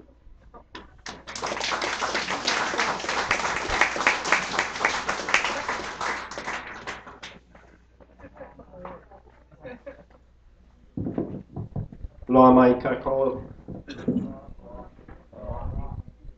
My name is Brent Norris, and I'd like to say thank you very much for the opportunity to come and just share a little bit of not my mana'o, but what I may be able to bring to the Lawful Hawaiian Government. About 10 years ago, I created a website, reinstatedhawaii.com, for the local government at that time. And I'd like to say it's really great to see so many people here. There were less people at the meetings at that time, and it's really nice to see more people getting on board. One of the things I've been doing in those last 10 years and the about 10 years preceding that is building architecture on the internet. When the World Wide Web came along, I was a designer working in multimedia, and I haven't stopped doing any of that, but I have added a couple of new skills. I created a nonprofit, a 501c3 called Green Collar Technologies, and we ushered in what we call the Green Jobs Resolution 701-3 into Hawaii County law. I also helped author a green economy report for the island of Hawaii, and through that report we're able to provide numbers, facts, and figures for other folks that are helping to move towards sustainability in energy, food, water, areas like that. I share my mana'o in those areas often. I don't very much when it comes to digital, but it's really the digital services I think that I can help with most,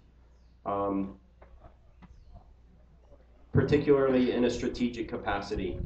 So one of the things that I've noticed time and time again in multiple governments around the world is that when they fail to come up with a strategy to lead their people into where they want them to be, they either do not reach their goals or the government itself goes away. I think we've seen that more in the last 10 years than any other time under the influence of anything other than bombs. And I think it's really important that the Lawful Hawaiian Government really take the internet seriously, take it from a strategic perspective, be the first organization on Hawaii Island to get a chief technology officer, and be the first government anywhere to be not just aware of the opportunities of the internet, but to embrace them rather than become subject to them. So I think the opportunity lies in your ability to creatively think about the tools that you have at your disposal, and the possibility that perhaps for the first time ever, Hawaii is at a strategic advantage being in the middle of the Pacific with an abundance of internet. And I think maybe we should look at the possibility that to rally people, we can use the internet to garner support around the world internationally in ways that we've never been able to do before, certainly in ways that we couldn't 10 years ago. Mahalo nui loa. Thank you.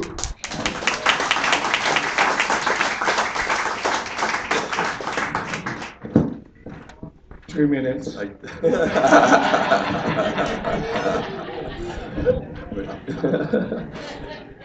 Yeah, you know, listening to all my Haole brothers and sisters, there's one thing that I might like to say, and that is that if there's been one incredible blessing that I've received from being in this process, it's that as opinionated as I am, as strong-willed as I am, I managed to realize that this process was much bigger than me. In fact, I was a servant of this process because it serves something much bigger than any one of us individually.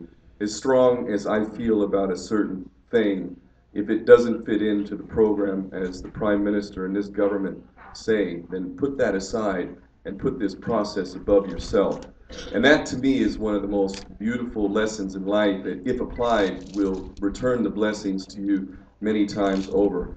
This process really is about not even those of us here, but I think more than anything else. And I felt this way before I was a parent, but I've got 2 children now. And this world, the way it is completely and totally unacceptable. Completely and totally. Not just Hawaii, but the world is completely and totally unacceptable. And I don't feel good about handing this world over to my children right now. Absolutely not. The way of Hawaii, in my opinion, is the way of the world. If there is justice here, and I damn well believe there will be, then there will be justice in this world. And if there isn't,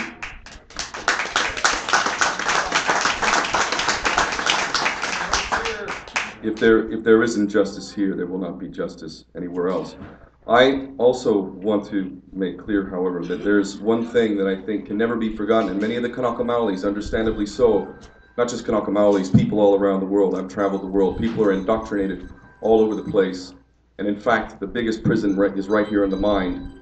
Those people who can break away from that prison within the mind can understand a few things. And one of the most important things for Hawaiians to understand is that as long as the American military presence is here, which to me is the antithesis of Hawaii. Hawaii is not an outpost for war and mass murder. It is the exact opposite of that. And as long as America's military presence is here, there is always that threat that if there is a nuclear war, that Hawaii will be incinerated. This is an absolute fact. And the day that the American empire has to take its ships and its nuclear weapons and all of its stuff out of these islands is the day that the children of Hawaii can live assured that if there was a nuclear war, that one of the few places in the world that might just survive it would in fact be Hawaii. And that needs to happen.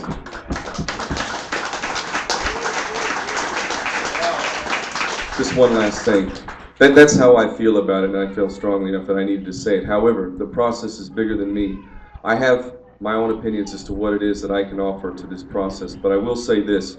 Around the world, having traveled around the world, I can assure you that the American empire is not looked on fondly, that the world is not happy at all with the way the Americans have been conducting themselves around the world. And I do believe that the Hawaiian people, this nation, this process, has the capacity to not only inspire, but to win the support of people all around the world. And if there is any one thing that I might try to do for this nation, it is to win that favor. Not myself, but because of what you have done. What you have done is an example of what the world needs to do. And I believe that we are going to lead this world into a better place, but we'll damn well die trying if that's what it takes. Because I tell you what, I'll give every ounce of my love and every ounce of my effort to this place. And you know what? I've been gone for 11 years now. I'm back. This is my home. I'm here for good. And I'll give everything I got.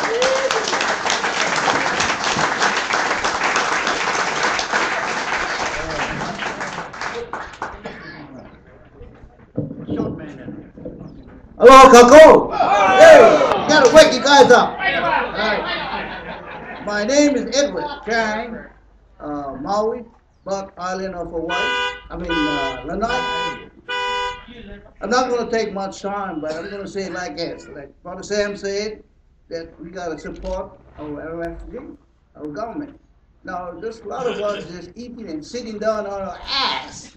You know, I hate to say that, but that's what it is. You know, you just come here, pick your teeth, and go and forget about it. Now, I was in the same category last year, the year before that, but I told Henry that I was going to do my part.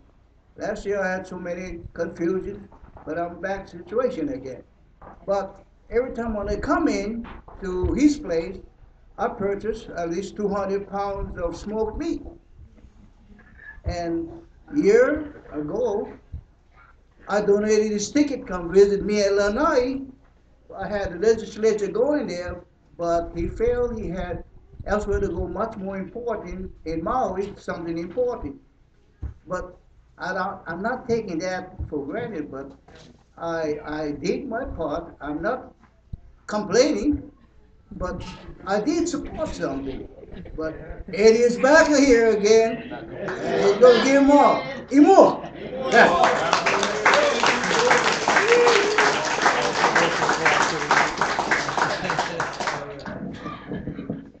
I could track it within 3 minutes. Aloha kako.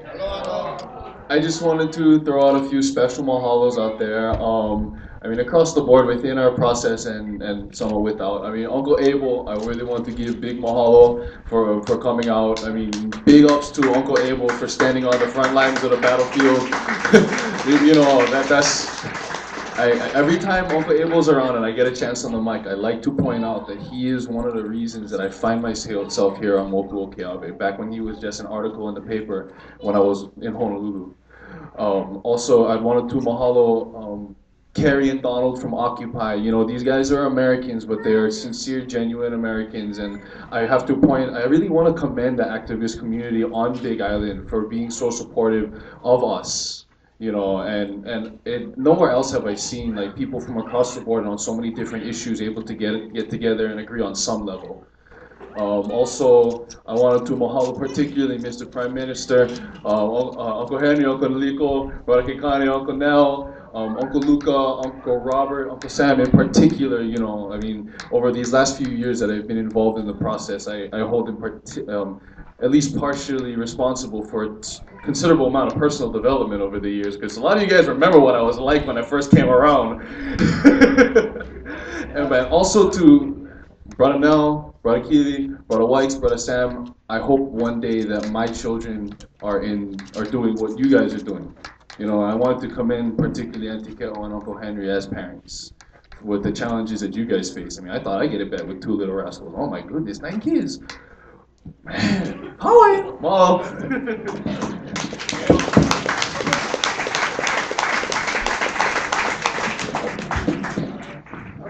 Aloha. Now it's going to look like we planned it, but we didn't. But I was planning on coming up here and thanking Noble Pu'an for inviting me and Donald to this wonderful, wonderful experience. I have enjoyed myself thoroughly today. I think you guys are doing a phenomenal job. This is the real stuff. You guys are doing it. So hats off to you. And you may have seen me walking around taking pictures and videotaping. I just wanted to announce to everybody, and you should let me know now if this is a problem, but I've recorded every minute of today from the opening of the session to the end, and I'm going to upload it to YouTube so you can all share it worldwide. Channel is called Occupy Hawaii. Don't throw rocks at me. We know. We spent 2 whole months, you know, discussing deoccupy or unoccupy or just ditch it or whatever, but that's the name of the channel. If you search legislative, is this the 38th legislative session? That will be the name of the title. And please share the video. Thank you.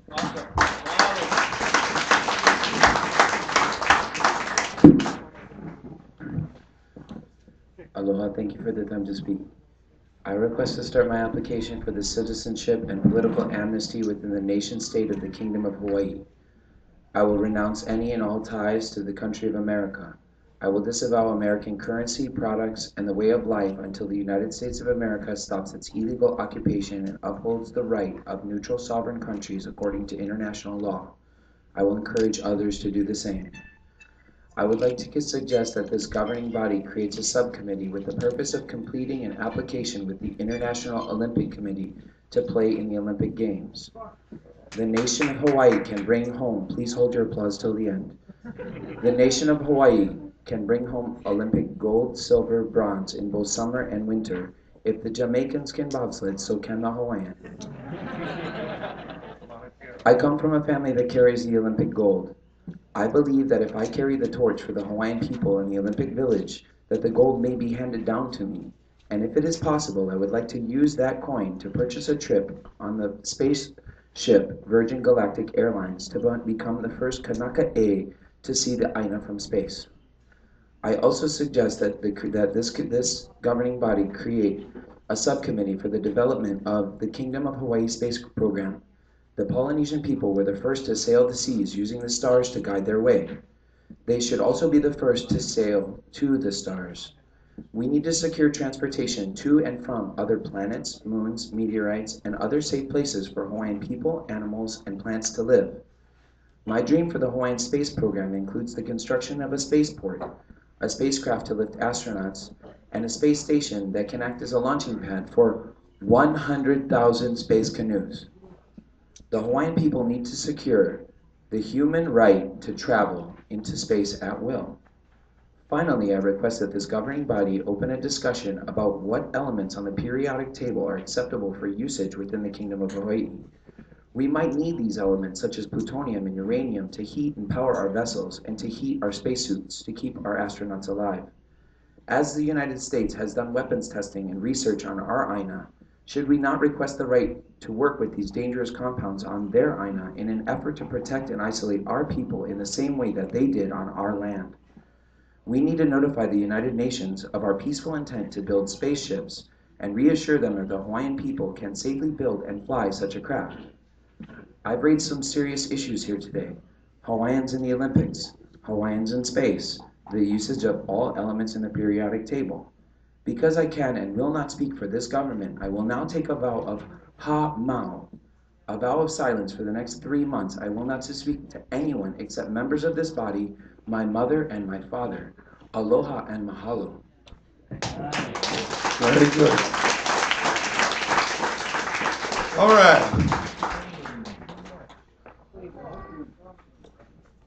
I'm gonna wrap it up. Okay, go ahead, Danny. Aloha. Over the last 3 years, I've been working on some legal papers, trying to develop motions that would be hopefully successful in challenging jurisdiction. One of the things I've learned in this process is there's 2 different distinct aspects of the judicial proceedings. Well, the first is the administrative phase. That is the phase in which you have to challenge jurisdiction. Once you plead, you're in the trial phase and cannot challenge jurisdiction with any success. They only look at the facts. So what I've developed, and I handed Henry a thumb drive with these documents on it this morning. There's 5 documents. There's a motion to dismiss for lack of jurisdiction. There's a request for discovery. This request is requesting the prosecutor to show absolute deed of absolute title to Hawaii Kingdom lands or the consummated treaty. Once the prosecutor ignores that, there's another motion, a motion to dismiss for lack of discovery because he didn't answer the question. After they dismiss that, there's a motion to compel discovery, to get the judge to compel the prosecutor to answer the question. They've ignored that a couple of times so far. So the next motion is a motion to dismiss in the interest of justice because they've gone beyond their own rules in ignoring their own rules to summarily dismiss these motions because they can't answer the question. It puts the judge on notice that if they go beyond their authority in doing so, then they're no longer covered by their judicial immunity, and they're acting as a man under the color of law. So the idea of these motions is not to get anybody off of the charges, but to rack up as many human rights violations as possible before they ever get to trial. So Henry, review the documents. If they're usable, use them. If you want to use them as an educational tool and not use them in the court of law, that's okay too, because I think the motions themselves are very educational as far as what the rules say about the situation. Thank you.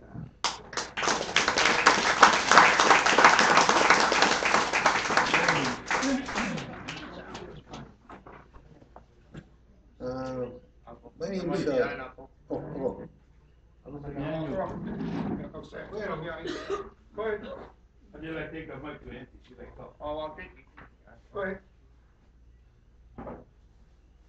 Aloha, my name is Gerald Mauhini Noble, Moku Keawe, and I wanted to actually stand up and tell you my delight and my inspiration of being here today as not only a legislator, but as a Kanaka Maole and as a brother to mankind. Because I really believe that what we have here in Hawaii is very unique.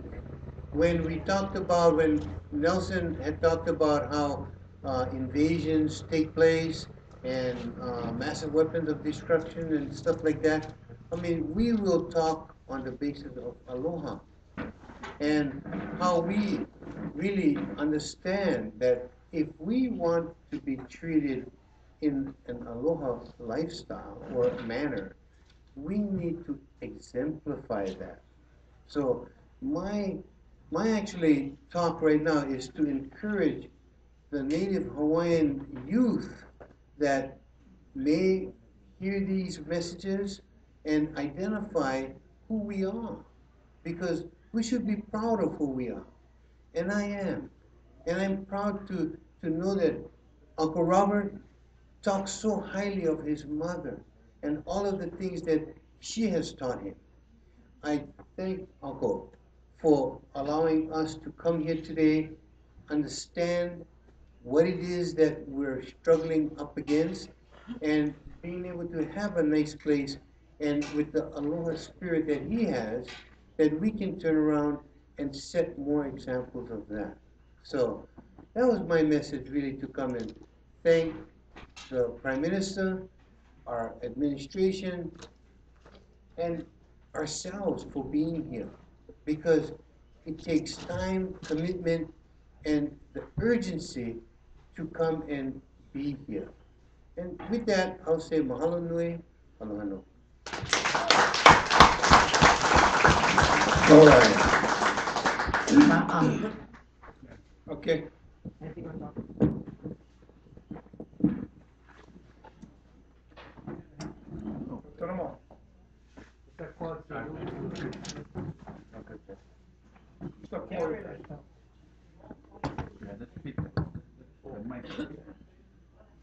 Aloha kākou. I want to just say this. Does anybody remember the story of Mary and Joseph? As our Prime Minister was talking about all these properties, some of us may not believe it, but I certainly believed him. And what did the angel say to Mary? He said that he was going to give birth, she was going to give birth to a child named Jesus. He said, she laughed and said, how could I? She never slept with a man. Well, I felt that when he gave that message about all these properties that can be had, I felt, what a miracle, because I looked at that as a message from Jesus. And he said, no, I thought that it's a miracle because instead of only one person giving birth, all of us are giving birth to property. We only follow what our Prime Minister has said. I thoroughly believe this. In my heart, I believe it. I just wanted to share it with you. Thank you very much. Thank you.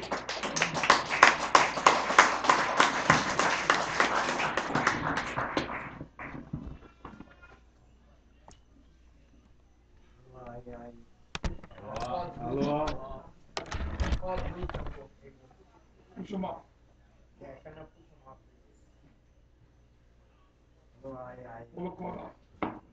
Aloha ai.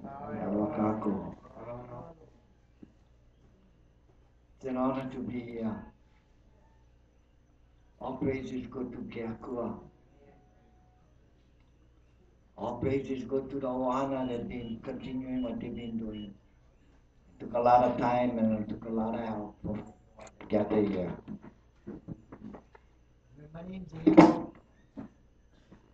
I was one of them that got removed from Kawa. Just going to show you something. And my cousin over here, Moses, and my lady Katrina. She was the only one that got arrested and charged. And she got hurt while they was when they would remove her. I got documents and movies and pictures and all of this to share with the people after all of this when they want to look at it. I like my brother say something. My cousin Moses. I can translate for him. Okay?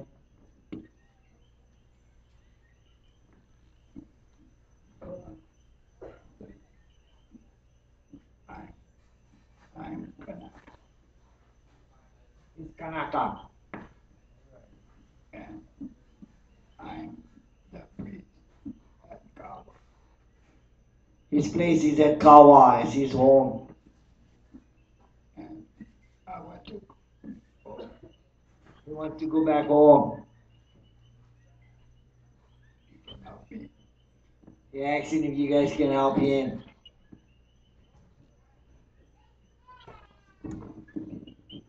Uncle Abel, I think today's message coming out of our government is the fact that we're finally taking the step, okay, to help our people, all right? Particularly in the reclamation of our lands, and those that I know are a part of some cynical, crimes that took place as far as removing families from their homes, their lands. And then we actually made a commitment today to begin a process. And I pray that we can assist you. Okay, Brother Moses? Mahalo. Our case is still staying in the federal court. Okay, I got 2 cases going on now in the Supreme Court. And I'm just waiting. I've never made no statement to the newspaper or to anybody concerning about what will take place. But tonight, about everything, later on you guys can look at it and take it from there. Thank you very much for giving us guys the opportunity to be part of this. God is good and God is love. Aloha. Okay. Well, before we closing, there's one thing that I believe we have to cover is when will we be convening for our 2014? Excuse me. We want to put it on hold? Okay, I just wanted to make it clear. Prime Minister said we can put it on hold, we can decide. If I overheard our Foreign Affairs was mentioning something, but we'll put that on hold and let our officers send out the message to us so that we can decide properly where we want to convene. And I just want to thank each and every one of you for continuing to hang in on this process of continuing to build this nation. It's not an easy task. Look at the hours that we put in. As I remember when we came to Moku, Keawe, we were up in Waimea. I believe we were working on this government process for almost 36 hours and then we can. You can imagine we were here from 10 o'clock today and look at 6 now. So you start to figure out 36 hours from what we did today. It's a lot of work that went through, and I want to thank each and every one of you guys. And at this time, I'd like to mahalo everybody for the 38th legislative session of the Manukau Kanawai of the Lawful Hawaiian Government at the Kelio Malu Compound, Kaimu Kalapana, Mokupuni o Keawe, on Saturday, date January 12, 2013. The Lawful Hawaiian Government is now in session, recess.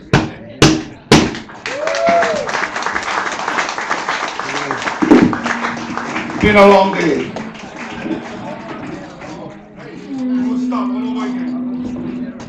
We'll gather around in circles, we're going to sing. And then, I'm not too sure what the kitchen is. How's the kitchen doing? Kitchen is ready, and then we move right into that.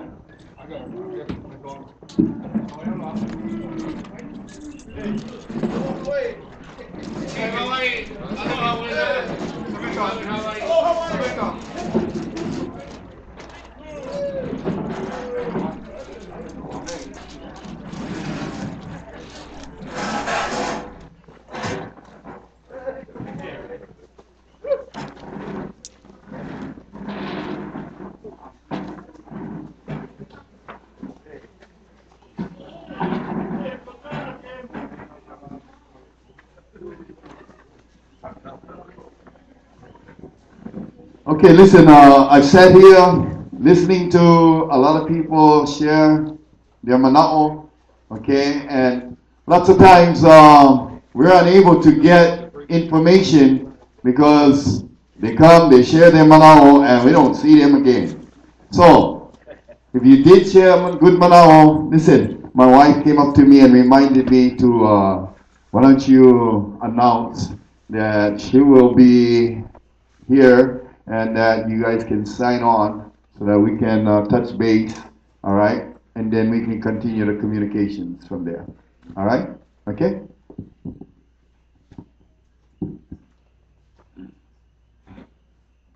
is what it's all about. Ohana, family, friends, the circle of love that never ends, that always continues.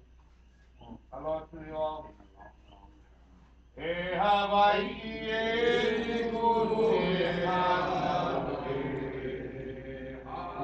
Uho e kulai e. Ori no au na kono laki.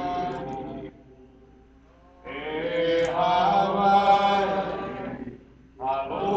Aloha e.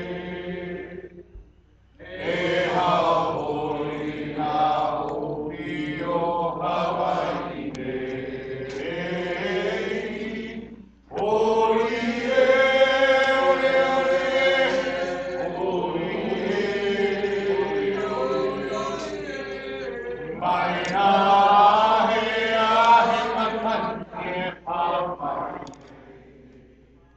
Pau ke aloha, no Hawaii.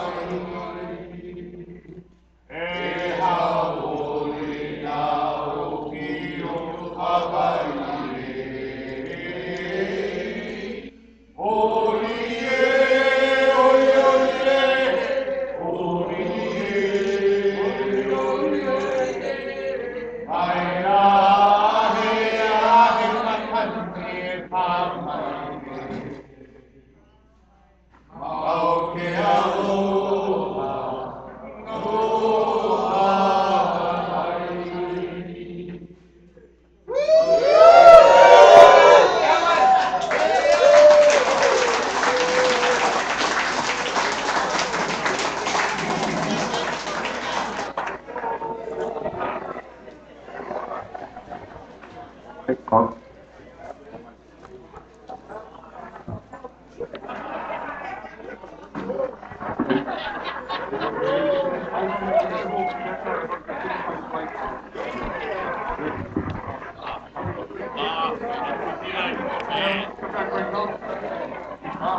So what's up now?